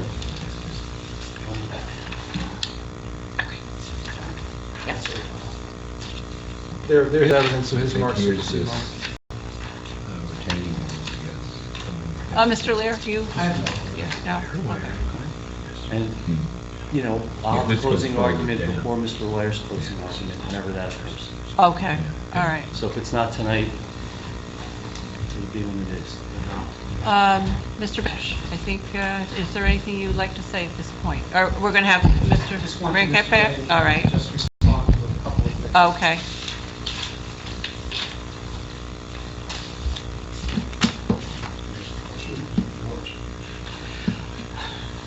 Mr. Rayenkamp, you heard the testimony that was provided by the planner, I did. and there were certain things that were said that had concerned you. Would you mind telling the board what your concerns are? To the extent we have different opinions, it's not my intention to run through that, but there were a couple of things I heard that I thought were either factually wrong or misstated things. There were a series of comments about the environmental impact of the development. I think it's important to point out that the proposal that's before you impacts or disturbs substantially less of the site than any conceivable by right development would do. It can't go so far as to say impervious surface is less because we haven't actually engineered it, but I think it's quite likely that it would be by the time you did a much larger parking area to service the 7 plus 1 smaller commercial buildings. So in terms of environmental performance, I don't see this as being a detriment. A comment was made as to where transit bus stops are. They are relocatable and are added to over time as development occurs, so I don't take that as a static data point. And lastly, the self-assessment from 2008. I think it's important that the board would realize this almost immediately. Your thought paper in 2018 was looking at exactly the same issues and identified why the uses and activities that were identified in 2008 didn't work anymore, and that's why you were thinking of new things. So I think going back 11 years for planning policies that have already been addressed by you at a later date is inappropriate. So those are the only three where I think I had a factual or an evidentiary dispute. As to opinions, I'll rely on my prior testimony. And just to be clear, I mean, if you develop single-family homes, there wouldn't be parking lots, right? No, there would not be a parking lot, but there's... Okay, that's all I wanted to know. There's no rational, I shouldn't say there's no rational reason. It's unlikely that that would be the outcome. The more intense It's unlikely, commercial. okay, it's unlikely. I just asked the question. Right, Okay. That's it. If we did the commercial development at 7.5 buildings, aren't we talking about up to 140, 150 parking spaces? Yes. And the commensurate circulation that goes along with that? Exactly. Thank you.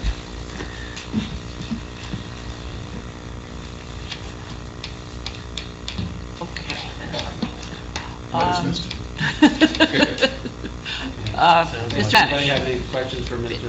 Rinkham? Mr. Rinkham, the public? No, we'll close that, okay. Seeing none. Okay. Madam Chair, we've now rested our case, Okay. and I guess it's now left up to public comment and to the board. But again, we are not looking for a vote this evening, so. I understand. We've taken in a lot of information, and we need time to, I think, digest it, and I would think. And we'll come back next week. I guess what Mr. Lair is saying is if there are any other members of the public who had testimony or comment they wanted to make. They wanted to make it tonight. Yeah, I understand. I understand Close the that. public hearing. Mhm. I just wanted to hear from Mr. Banish if he had anything he wanted to add, since this is... Not at this point. Not at this point. Okay, very good. Yeah, I do want to add one thing. I don't, Frank, I think there is not a floor area ratio variance technically, because it's not for that type of use. And the 5,000 square foot maximum building size is not technically a floor area ratio under the meaning of the municipal land use law or the ordinance. So it still is a D1 variance, which is the most important category of most difficult to prove use variances. It's arguably still a height variance, a D height variance. And so you heard the testimony. I think that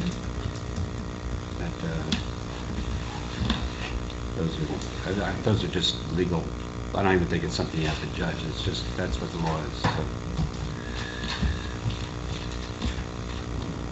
All right, so you want me to open it up to the public one more time for comments? Or, Comments? yeah, at this point. Okay, so that's what we'll do. We'll open it up for the public if they have any comments that they would like to make. Yes, please, come up.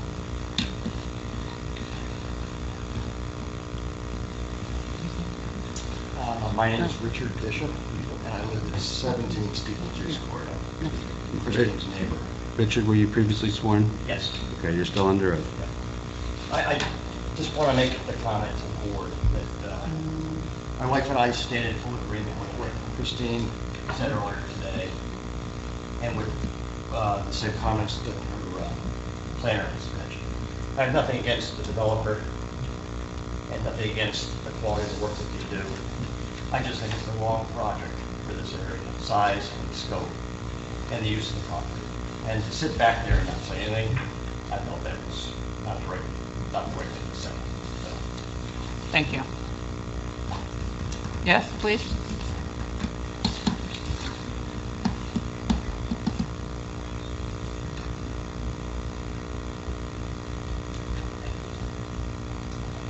Andrew Isaacs, 15 Steeplechase Court.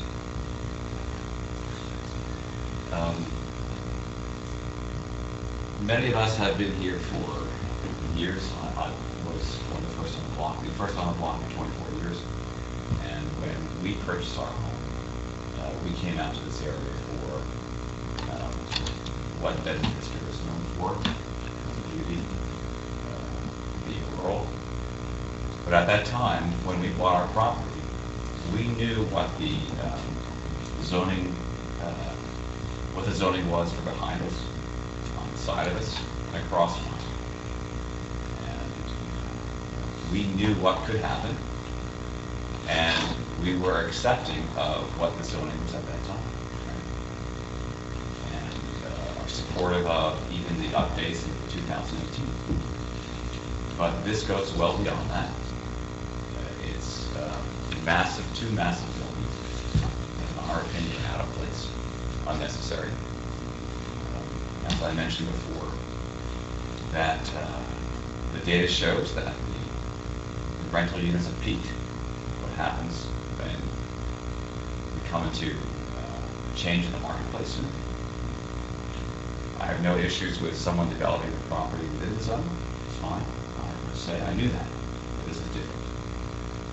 Also, the data that I talked about show that it's going to have a significant negative impact and burden on those that live closest. It could be as low as 250 feet. It could be as high as the other study showed 1,500 feet. 1,500 feet is our entire block. 16 homes, as well as what's even 250 that homes are on. Those are that. So, and for those of us who are modest means, our homes are a third, half of our net worth. Look at the negative impact that's going to have on so many people, potential negative impact. So I think it's really an undue burden to those of us who live right around that area. I just don't think it's worth that. We made a deal, we understood that everyone was being brought. We raised our kids here, we all participated in civic duty, what we've done. For those reasons, it's not the right project It's not private property for us, and it's unnecessary harm to us. Thank you. Anyone else?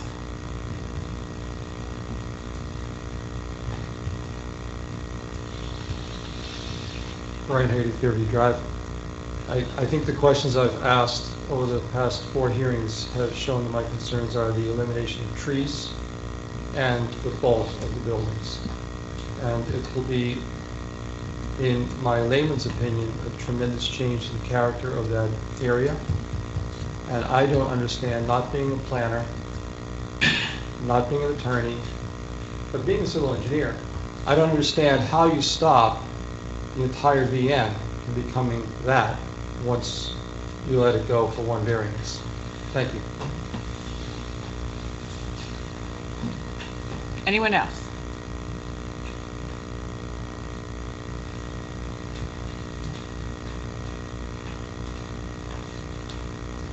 New DGB, 2460 Limington Road. Sitting in the back, I just feel compelled to clarify one bit of testimony that was made a couple meetings ago, and that was by the traffic engineer.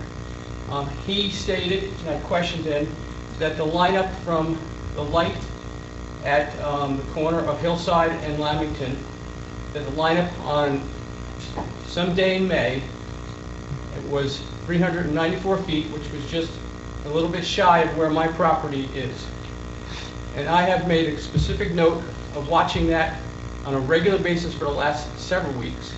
And I can tell you on multiple occasions, bad weather and in good weather, especially in the morning and especially in the evening, I would say that lineup is not 394 feet, but something close to double that. And I just felt compelled to share with the board my expertise as the owner of the property that looks at that traffic every single day. Thank you. Thank you. Yes?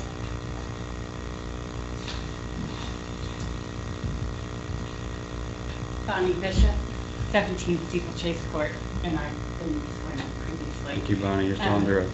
Thank you, yes. My comment would be, and I think Christine Thomas addressed it, to some degree, is the noise factor.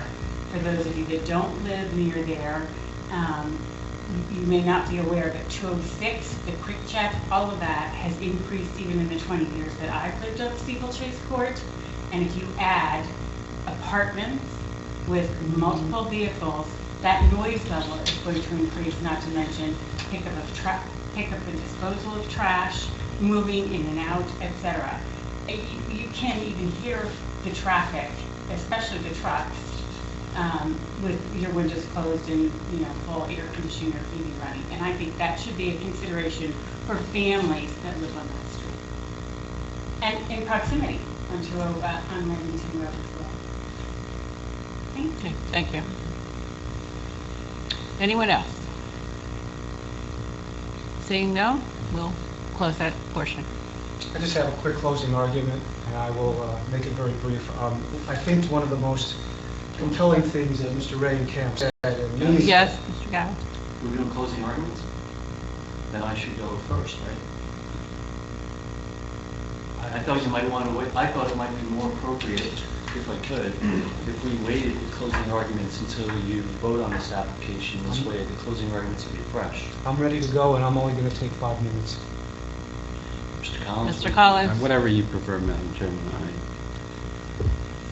See if So Cal, next week, Yeah. do you envision we come in, sit down, and after a little We'll homework, deliberate. We'll vote, deliberate. Yes, I would say that's what we would do. or talk amongst ourselves? Yes. and Would then you rather have closing arguments next week? Or would you rather have them tonight? I think I would, if we're deliberating next week, Yeah. I would prefer they be deferred myself. Here's a week, you mean? Yeah, do it before we're Right, gonna. before you make your vote. Yeah, Are we really? because I want to hear what you have to say too, Frank, in the context of all this. Are we meeting next week on the 12th about this application? Well, I thought we'd carry it over to then, yes. Okay. I think we Do we can have do that another- because do we we have don't any have other- anything else, do we, Paul? We don't have any other We have no other applications, so we can finish this next week. Okay, and that's what Mr. Lair asked for before, so. Yes. Jeff, you don't mind waiting till next week for the arguments and for the decision? Okay. Okay. Thank you so much, I No, appreciate it. this case will be carried without additional notices to the December 12th, 2019 meeting at 7 PM, same meeting place. The public hearing is over, and it'll just be closing arguments and deliberations.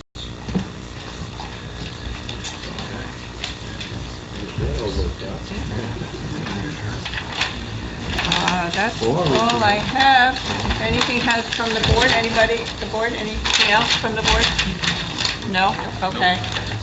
Motion to adjourn. Motion to Second. adjourn. Second? All in favor? Aye. There you go, Jim.